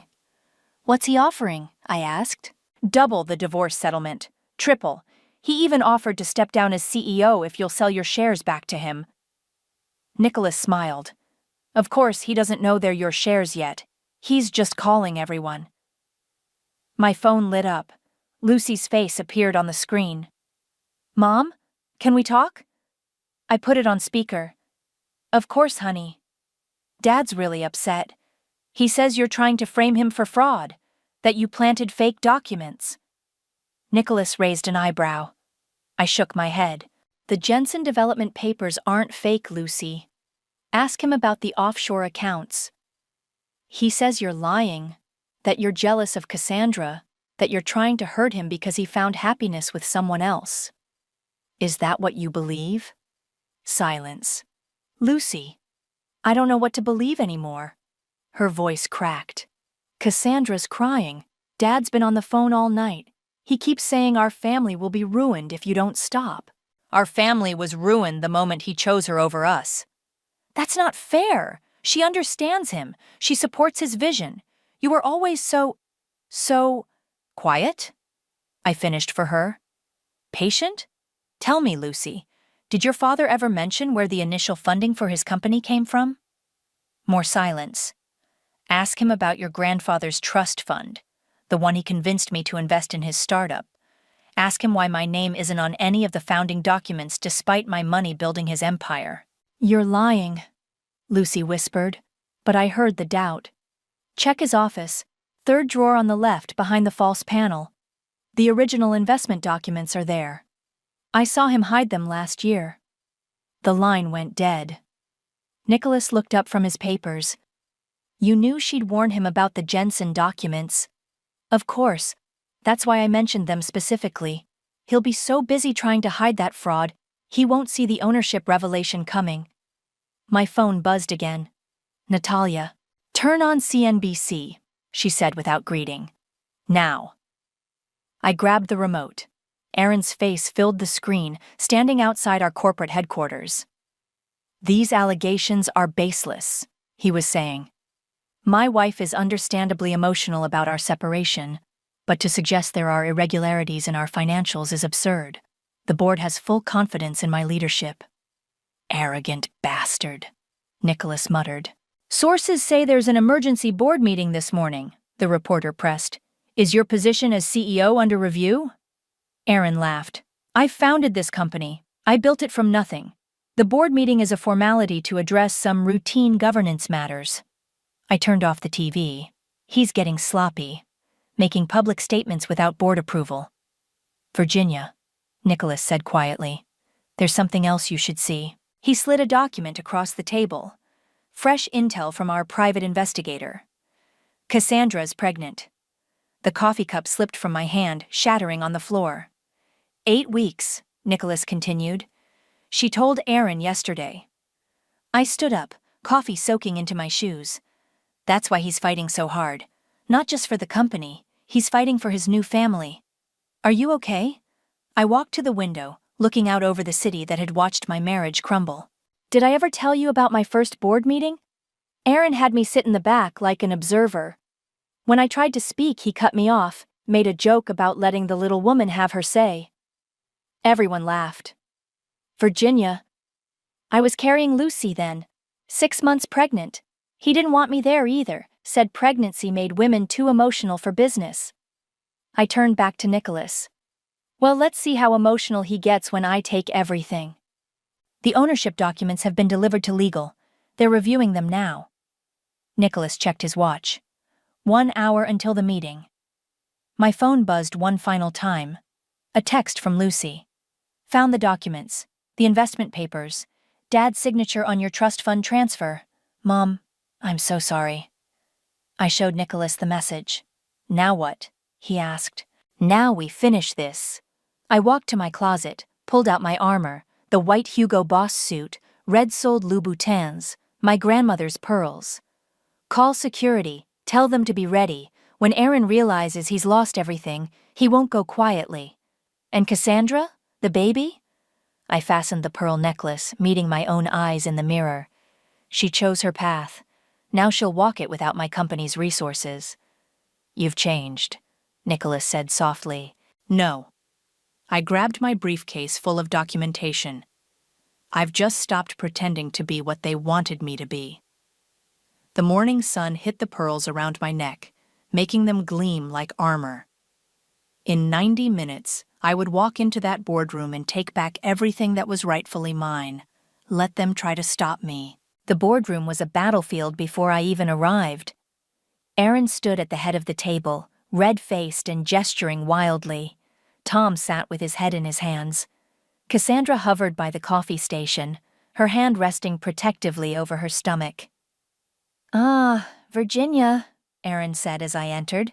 "So kind of you to join us before your formal removal." I took my usual seat, noting the security guards positioned discreetly by both doors. Nicholas sat quietly in the corner, laptop open. "Shall we begin?" Leighton asked, trying to restore order. "Yes, let's begin." Aaron clicked his presentation remote. "As you can see, our Q3 numbers are strong, despite my wife's desperate attempts to suggest otherwise." "Those numbers are false," I said quietly. "Here we go." Aaron rolled his eyes. "More baseless accusations from a woman who can't accept reality."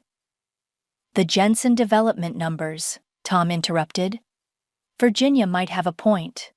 I've been reviewing the accounts and—" "Which you had no authority to do," Aaron snapped. "I'm the CFO." "Gentlemen," Leighton raised his voice, "let's focus on the agenda. First item, the proposed leadership change." Aaron straightened his tie. "Yes, given recent events, I move to remove Virginia from her board position, effective immediately. Her emotional instability and attempts to undermine company operations make her presence untenable." "I second the motion," Cassandra piped up. Every head turned to stare at her. "You're not on the board, dear," I reminded her. "Not yet, anyway." "But she will be," Aaron said. "After today's vote, Cassandra will assume Virginia's position. She has the education, the vision." "And your baby," I finished. The room went silent. Cassandra's face went white. "How did you—" she started. "Board members get access to company health insurance claims," I smiled. "Congratulations." "This is exactly the kind of personal attack that proves my point," Aaron said. "Virginia, you're just embarrassing yourself. Leighton, call the vote." "Mr. Johnson," I interrupted softly. "Before we vote, I believe there's been a misunderstanding about shareholder majority. If you'll allow my counsel to speak." "This is ridiculous," Aaron laughed. "I own this company. I control the shares." Nicholas stood up, distributing documents to each board member. "Actually, Mr. Stevenson, you own 30% of voting shares. The majority shareholder is a consortium of holding companies, which as of yesterday consolidated their ownership under a single entity." "What?" Aaron grabbed the papers. "This is impossible. I would have known—" "Would you?" I asked. "Like you knew about the Jensen development fraud? Or the offshore accounts?" Tom was scanning the documents, his face growing paler by the second. "These companies. I sold shares to some of them years ago during my divorce." "You did?" I confirmed. "At a very reasonable price." "Virginia," Leighton said slowly, "are you saying—" "The holding companies are mine. All of them. Purchased over 10 years using my father's trust fund, the same fund that provided the initial capital for this company." I turned to Aaron. "Remember that investment, darling? The one you made me write off as a gift to keep my name off the founding documents." Aaron lunged forward, but security was faster. They caught him before he reached me. "You can't do this," he shouted. "This is my company." 52% says it's not. I stood up. "Mr. Johnson, I move to remove Aaron as CEO for breach of fiduciary duty and financial misconduct. I further move to appoint an interim CEO and launch a full audit of all company financials, particularly the Jensen development." "You vindictive bitch," Cassandra screamed. "After everything he gave you—" "Gave me?" I turned to her. "He gave me nothing. Everything he has, he built with my money, my support, my silence. Well, I'm not silent anymore." "All those years," Aaron said, his voice breaking. "You were planning this all along." "No, I was protecting myself. The plan came when I found you in our bed with her." Leighton cleared his throat. "Given these revelations, I second Mrs. Stevenson's motion. All in favor?" Hands raised around the table. Even Tom, after a long moment, raised his. "Motion carries," Leighton announced. "Aaron, please leave the premises. Security will escort you to clear your office." "This isn't over," Aaron snarled as security led him toward the door. "Actually, it is." I sat back down. "Oh, and Cassandra, I'm terminating your employment, effective immediately. Don't worry about cleaning out your desk. I'll have your things sent to Aaron's new apartment. I assume you're living together now." She fled the room in tears. Now then. I looked around the table at the shocked faces of my fellow board members. "Shall we discuss the future of our company?" The emphasis on "our" made Tom flinch. Good. Because this was just the beginning. The next 24 hours passed in a blur of legal documents, press statements, and changing locks. I sat in Aaron's former office, my office now, watching the sun set over Manhattan while Natalia poured us both a drink. "The stock price only dropped 8%, she said, handing me a glass. "Not bad considering. It'll recover." I swiveled my chair to face the wall of photos Aaron had installed. Him shaking hands with mayors, celebrities, business titans. Not a single picture of me or Lucy. A knock at the door interrupted my thoughts. Tom entered looking exhausted. "The auditors found everything," he said, dropping a thick folder on my desk. "The Jensen development fraud, the offshore accounts, even some things I didn't know about. Aaron was cooking the books for years. Sit down, Tom." I gestured to a chair. "Let's talk about your role in all this." He collapsed into the seat. "I swear I didn't know about most of it. The Jensen thing, yes, I suspected. But you said nothing." I opened the folder. "Just like you said nothing when Aaron pushed me out of board meetings, when he took credit for my ideas, when he used my father's money to build this company and erased my name from its history." "Virginia, please. I'm not firing you, Tom." I closed the folder. "You're too valuable, and you have children to support, but things will be different now." My phone buzzed. A text from Lucy. "Dad's saying terrible things about you, that you trapped him, spied on him. Cassandra's threatening to go to the media." "Trouble?" Natalia asked, noting my expression. "Aaron's spinning his version of events." I typed back to Lucy. "Check your email. I sent you proof of everything." Another knock. Nicholas entered with more papers. "You need to see this," he said, laying out documents. "Aaron transferred company shares to Cassandra last week. Put them in her name." I smiled. "Let me guess. Conditional on their marriage?" "Exactly. But since they're not married, the shares revert to the company." I laughed. He tried to give away something that wasn't his to give.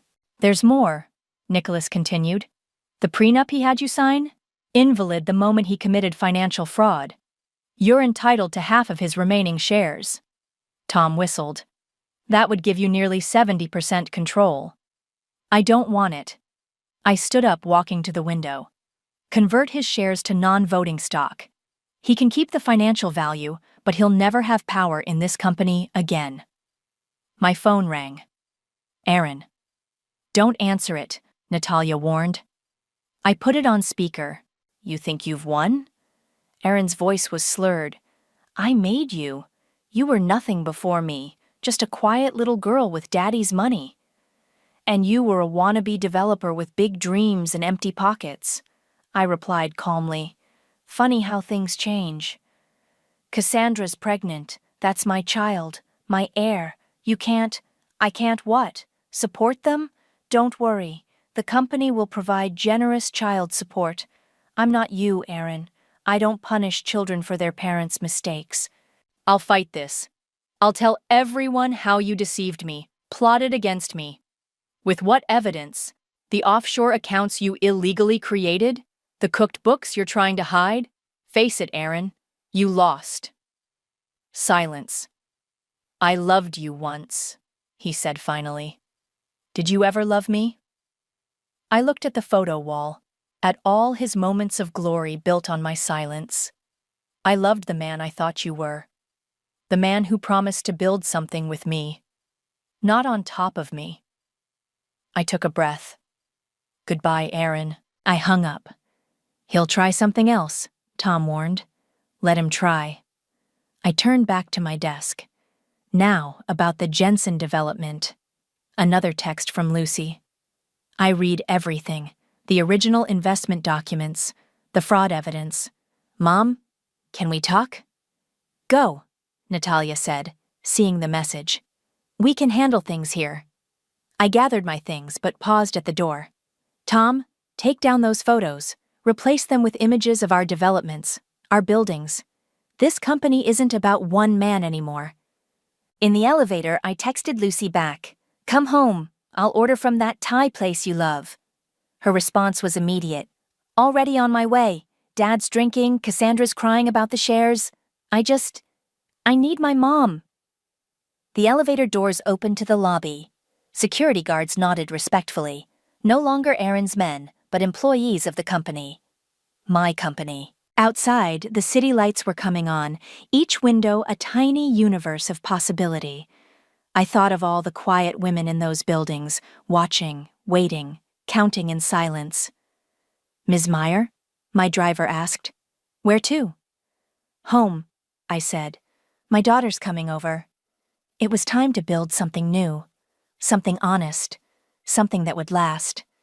And this time, I wouldn't be quiet about it. Lucy sat across from me at our kitchen island, pushing pad thai around her plate.